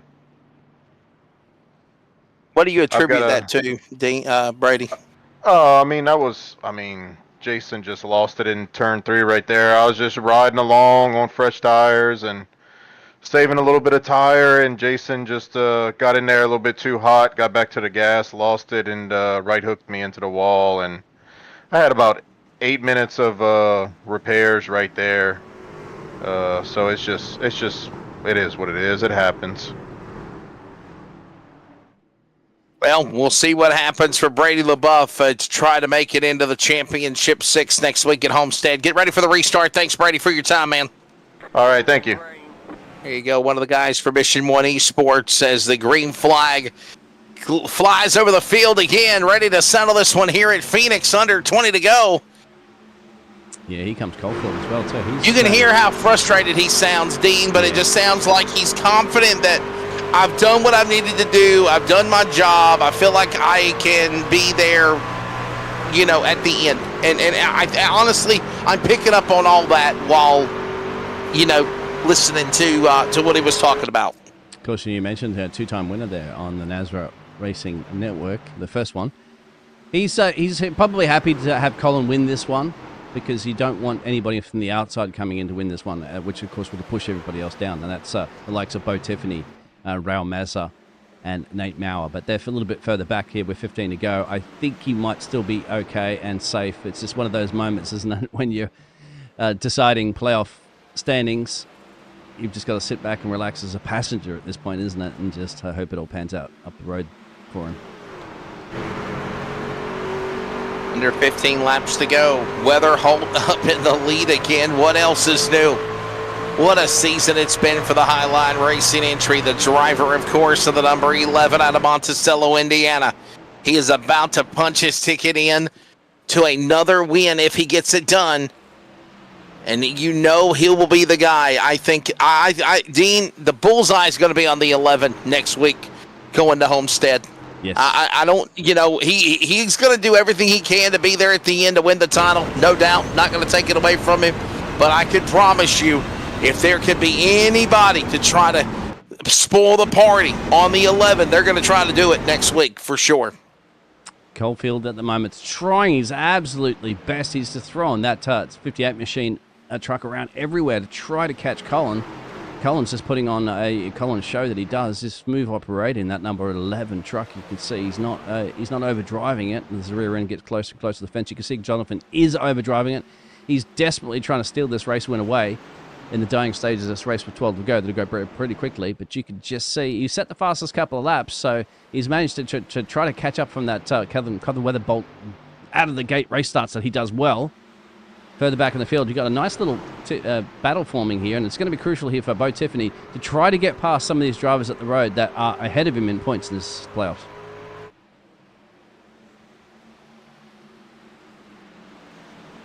Closing in on 10 laps to go this time by, but they come to the line. 10 remaining. Home stretch of the race here at the C.O.P.S 150. Weatherholt in the lead. It is Cofield second. Look at now Jacob Reeves and Cinnamon battle. That's for 7th and 8th. You just saw a glimpse of it. And here comes now Pappas. Remember, Phil Pappas, winner of Stage 2. He has climbed into the top 5. Truckin' Month. Chevrolet number 88. What a good run for him tonight, Dean. He could almost taste it, if you will. He's right there in the cusp of those drivers up in front of him as we go to single digits in this race now with 9 to go. You can imagine, too, you're also in a good place if anything does happen up the road. If you're going to manage to avoid a wreck, you could just be zooming on by. We've seen cars go upside down across the line before here in the NASRA Racing Network, so yeah, once again, you got to be in it to win it. Cullum is trying desperately to hold off a very fast number 58 of Jonathan Caulfield. And I think he may be able to hold him off at the moment, but Caulfield's going to probably at some point stick his nose in here and hopefully not get it chopped off.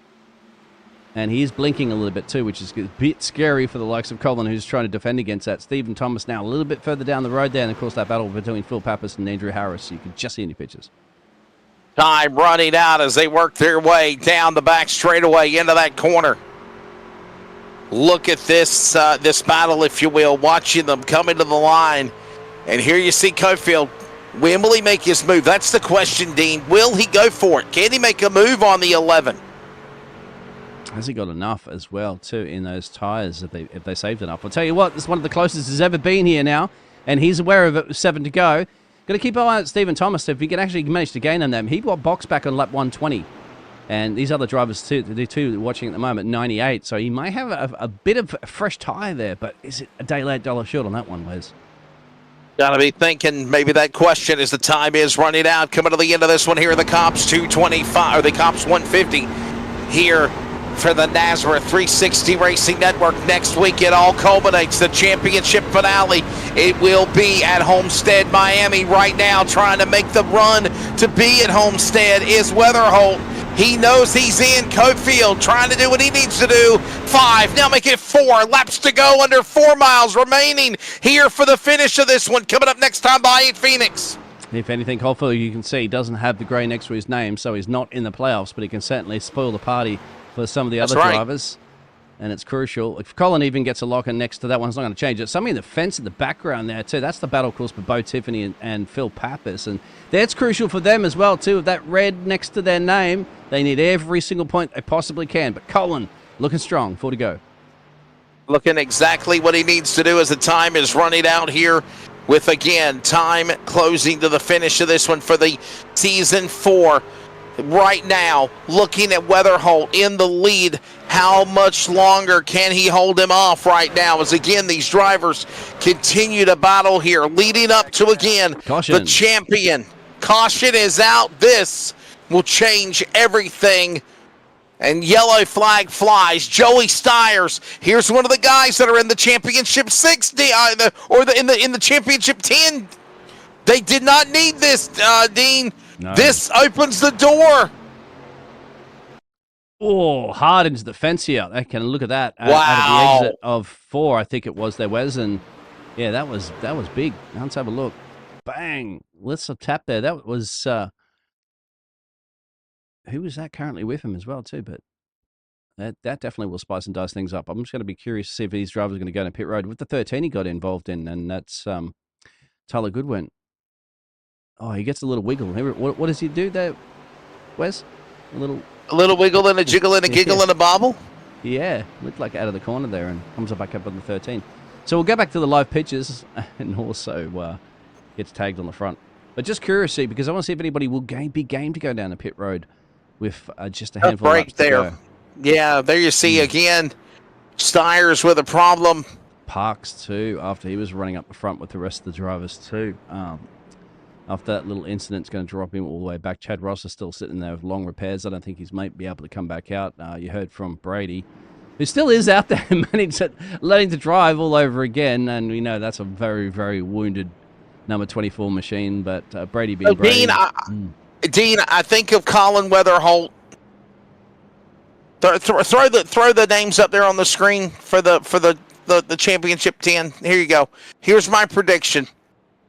Weatherholt, Newton, LaBeouf, Harris, and Pappas are going to transfer. That's my prediction. I don't see Maurer or Tiffany, Meza. They've had problems. They're all in the back. I don't see it happening, and I see Stephen Thomas just missing the transfer spot. I really do. He's ahead. Pappas is ahead of. Well, actually, Stephen Thomas is actually coming in. Yeah, my apologies. He came into the night actually tied with Pappas. Pappas and Thomas are tied. So yeah. But remember, Andrew Harris got a stage win, so that's Adam Newton is leading by the point standings. That's what I'm looking at. I'm looking at simracerhub.com as well, and I'm looking at Newton leading by points. Second, actually, let me say he's leading the points. Even though Colin Weatherholt's got a lock and he's going to the championship 6, Newton is leading by points. Brady LaBeouf behind him. Andrew Harris. Weatherholt already in. We already mentioned that. So the first 5 I say are in. The final spot between Pappas and Thomas is what's going to be the wild card right there. And I don't know how it's going to turn out.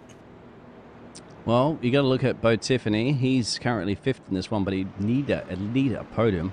It's going to be interesting too on the as that's going to be one for you all out there. Give you your predictions too, if you're going to agree with Wesley as to who do you think is going to be locked in, of course, for our finale race next week. We're going to overtime, by the way. Overtime happening here. This is the first of 3 attempts at overtime. Remember, the leader has to take the Darren Snail Gun Repair 1 to go. If they do not, we re-rack them, restack them for a second time, for a third time. If at any time a caution comes out after the 3rd attempt before the white flag, field is frozen just like NASCAR does at time of caution on the racetrack to determine the finishing order. Now, at any time that they take the white flag, it is all bets off, racing to the finish and race to that checkered flag, ready to see what happens. We're ready to settle it here. 14 Serve Pro cautions in Phoenix has not disappointed here in the C.O.P.S 150 now, ready to decide it. Who's going to win here at the virtual Valley of the Sun here at Phoenix and go on. Also 6 drivers to the championship final at Homestead Miami race. Green flag in the air. We're back to it again. Overtime 1. In Caulfield, will Caulfield get a bit of a jump there on another great restart there? A little door banging actually happened for 58. Stephen Thomas now can take advantage of those tyres that I spoke about before. That'll help him out. But with 2 laps, is it enough? Colin's still in the lead. Got to find the white flag. He is working down the back stretch, heading to that 3rd turn. The new configured Phoenix Raceway to the line. White flag's in the air. Race is official. Next time by. 1 to go. Final time, and Weatherholt is gone. Yep, it's his. The 11. It's got go ahead, Dean. Yeah, it's got to be his, of course. Wesley, he's only got the back stretch to go. And Colin's been in these situations before. Familiar place, familiar territory, and another trophy coming his way there. 2 out of 3 races in the championship semifinals. He already knows he's going to run for the title at Homestead next week, but he wants to win again here at Phoenix. Colin Weatherholt, the Indianan, wins the C.O.P.S 150. It will be also keeping track his 11th win of the year. He has dominated in the NASRA DSR Electric Truck Series this year, Dean. Wow. Absolutely amazing. Another, I wouldn't say flawless, but another absolutely amazing drive there from the man that puts it on pole, finishes it. So I'm not sure if he got the fastest lap to get the trifecta, but it doesn't really worry him too much at the moment. He's looking good, and you said it. He's going to have a big target painted on his back going into the finale. When you think about something, this guy now has his 11th win in Truck 11 for Highline Racing. Listen to this. Colin Weatherholt, this year, that's counting the regular season and the playoffs, 11 wins for the number 11 Toyota. Stephen Thomas is the only driver that has multi-wins. He only has two wins. Newton, Harris, Pappas, Lumpkin, Peacock. Okay? White, Cinnamon, McCullough are the only drivers. Dittmer and Bruce all have wins. Lothian, that's it. And those are only single wins for this series. The man that has dominated this year in this series for season 4 has been the number 11 of Colin Weatherholt, and Dean, no, only fitting to see him do it again. Yep, absolutely. And the only thing, fitting thing for not to do, of course, is win next week, because all that's out the door. You locked in. Any of those 6 drivers will have a chance to win. All you have to do is just finish ahead of the other 5 drivers, and you've got the championship. And Colin has to do it all over again. And remember, Dean, you don't have to win the race. You just have to be the highest finishing driver of the 6 drivers that will be battling for the championship finale at Homestead next Monday night. You don't have to win the race. If you can't win the race, that's icing on the cake, right? You win the battle, you win the war, the cliche, as they say, the term. But if you can just be the best of your 5 adversaries, your opponents that you're going with for the championship, then you win the title. Bottom line. We've seen what it's like. We've experienced it, obviously, with Adam Newbert was the inaugural series champion. Brady LaBeouf has had the opportunity of being the champion. Obviously, we have seen Keith Bradley win the championship.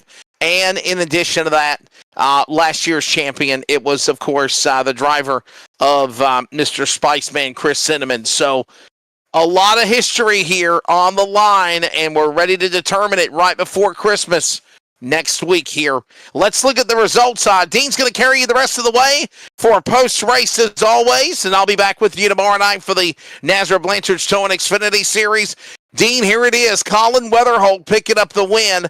Jonathan Cofield, what might have been. I mean, he was right there. Could have put the bump and run on the 11. Could have ran him up the racetrack. Didn't do it. Class by the Mumford, Alabama driver. Cofield will finish second. Stephen Thomas, third. Is it enough, Dean? That's the question. That's the question between those 2 drivers that I mentioned, between Thomas and Pappas. Is it enough? Phil Pappas won a stage win. How important was it to win that second stage here tonight? Bo Tiffany, Andrew Harris, winner of stage 1. I think he's going to go into the championship 6. There's Phil Pappas, Chris Cinnamon, Nate Maurer, Adam Newton. I think he'll advance. He was the man in the points leading coming into the race tonight. I think he'll hold on and go to the final with Colin Weatherholt and Jacob Reeves. Dean, what a comeback for him to finish in the top 10. Yep, absolutely. So we'll actually hear from Colin, and Jonathan Cofield and Stephen Thomas. Actually, we'll probably ask them to do the mathematics and work that one out. But yes, Wesley, it's been a fantastic race, of course, and we still have one next week, and hopefully you'll be joining us in the booth for that one again. We do, and of course, before we do let you go, let's throw it out here one more time, reminding you on Monday, December 23rd, that is a week after the championship finale next week. So remember, we come back next week for the race at Homestead. We're off 1 week, then the following week on Monday, December 23rd. I want to emphasize on that so no one's confused.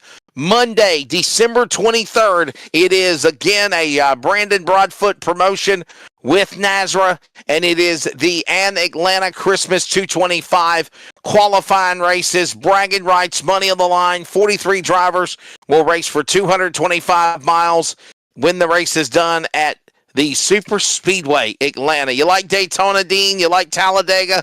We're becoming a fan of the Super Speedway Atlanta, and I like that track. You know that, and I think we're going to see one awesome race on 3 weeks from tonight, Monday, December 23rd, right before Christmas. Put a little money in your stocking before Christmas, right? Yep, absolutely.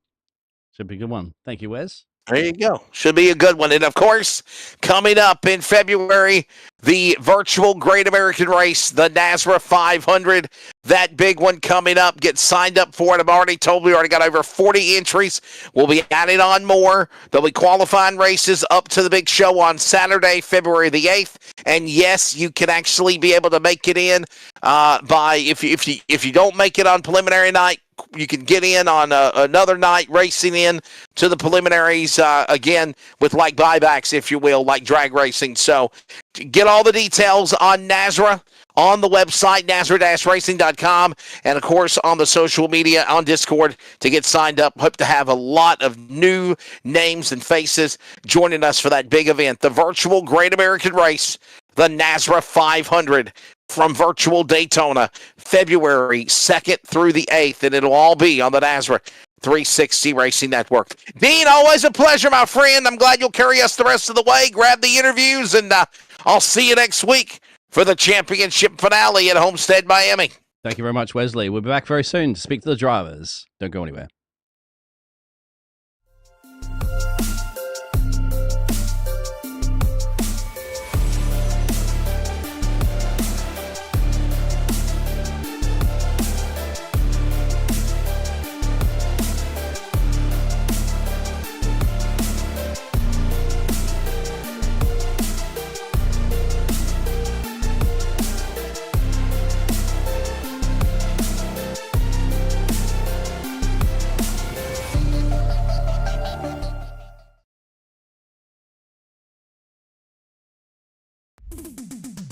Starbase 1552 Comics.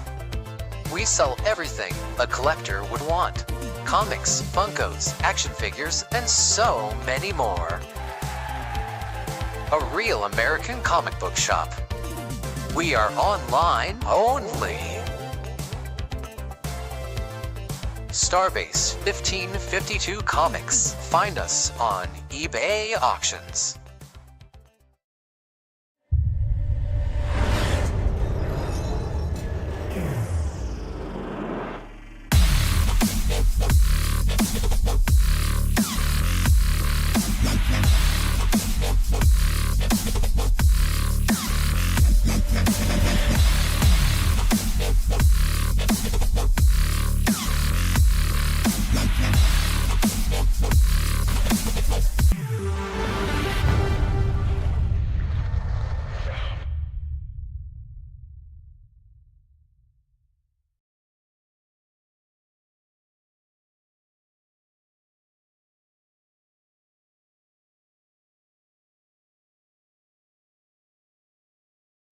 Well, welcome back, everybody, and what a fantastic race it has been here at the penultimate round of the season here at the Phoenix Raceway, and we have the three gladiators that have managed to get themselves into the podium position. And first of all, I guess we have to talk to the number 11 machine that's dominated another race and for another race victory, Colin.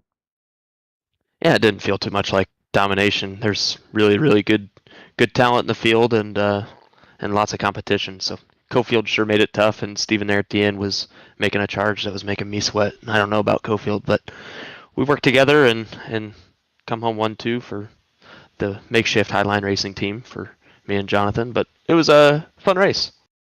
I was kind of actually just talking briefly with Wesley in that one, like if you had a teammate close there and get them through with a lock into the playoffs, would you have lifted and allowed that through there and sacrificed the race win if it got to that situation? I don't think I'd ever lift and let somebody win. I don't think that's quite in the spirit of what I'm doing and what I'm spending time on my Monday nights. So, I mean, if I would for sure take it easier on a teammate if if it came down to it, and not try to put them in positions that could be dangerous. But I feel like overall the teammates that I do have know how we race. We race clean and race hard. So it is what it is. Now, you got basically almost 2 hands on that trophy. All you have to do is beat the other 5 drivers, and it's yours. And do you think it's certainly is that the one that's going to be looking? No doubt you're going to be looking to do that, but do you think it's very much possible now that you're going to take this victory for the DSR Electric Series? I think anything's really possible. It comes down to one race. I've been saying it all season long, but really anything can happen. So we're gonna look forward to the race Monday night and hope to bring home a big trophy and do it for Highline Racing and Bones Motorsports on a truck and hope we get it done. Well, it certainly looks like the man that's won more races than anybody else this season and already locked himself in the playoffs, just gets himself another little race win. Congratulations there, Colin. Any of the sponsors you'd like to thank? Yeah, just thanks again to Bones Motorsports and Jason at Highline Racing for giving me a place to race and a team to race with, and big thanks to you, Dean, and Wesley and Steven when he's able to join on the broadcasts, and all the series sponsors. It means a lot to be able to come here and race every week. Thank you very much, Colin. Now, over to our second place. We'll do it in order there, gentlemen. And that's Caulfield, who, I'll tell you what, Mr. Caulfield, you put a lot of pressure there on the end after a couple of restarts that we had to do on the cautions. You were flying, set a couple of fastest laps, just couldn't quite get Colin, but you got yourself that nice P2 position, 6 positions gained for the 58. Yeah, truck run pretty good. Like I said, had a pretty horrible qualifying effort there. Not really what I wanted. I usually run this track more in the daytime with the truck. Been a while since I ran it at night, so just trying to wrap the bottom first couple of stages, and got up there to Colin and seen that wasn't working. So I got up there and tried to run his line in 1 and 2, just trying to drive the heck out of it those last few laps, seeing if I could make any headway on him. I told him he needs to put me some Bob Ross paintings on the back of that tailgate every week. Give me something different to look at. Yeah. And I noticed you're one of those drivers that prefer the dog leg a lot over that. So you just like that driving style here in this track in Phoenix, or you find you get a little bit more of an advantage? Is it better on the tires? It's a little bit of advantage. iRacing, it used to damage the vehicle a little bit. I think it still does the next gen, maybe a little bit, but I don't know. You got to hit it right or to snatch the steering wheel out of your hand. But I think it's maybe 0.2 or maybe half a tenth faster. I mean, I could get up beside somebody, but running that low line, they'd come right around me, running the high side until I got moved up. Learning from Colin there. And of course, you're unfortunately not in the playoff contentions, but you can certainly be out there to help some of your teammates. Is that something you're going to be looking at bringing and still just the race victory away next week and see how it pans out for the rest of the contenders? Yeah, I mean it's championship race. I'll let those guys do what they want to do. Let it fight between themselves. Not the one to try to get in the way on purpose. A lot of deserving guys in here, a lot of fast guys. So not running for a championship yet in this series. Hopefully next season I can. But yeah, just like I said before, just trying to be clean, make friends, and have a new home here at Nazareth.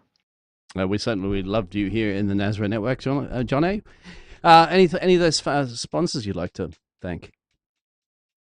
Oh yeah, Nazareth 360 on YouTube. Hope everybody goes and checks out the broadcast. Do a great job, Dean. Highline Racing for letting me hang out in the chat. My sponsor, Schofield Asphalt Refinishing, Cofield Supply and Service. SM Racing Products. You ain't got a button box, go check them guys out. Put in code Bandits1, save you a little money.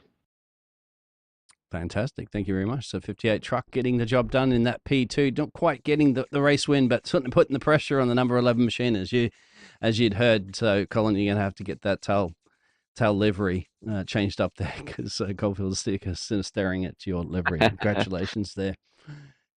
Mr. Caulfield. Thank you. And last but certainly not least is someone who was fighting for the championship and got yourself a stage win too, didn't you there, Stevie? So, Stephen Thomas, looking good. I Yes, think sir. you'd locked yourself in now, wouldn't you? You'd say there into the playoff contingents for the final race. Yeah, I didn't get a stage win tonight. Oh, sorry, my but apologies. I did get some good. You're good. I did get some good stage points. I think I finished third in stage 2 and sixth, I think, or seventh in stage 1.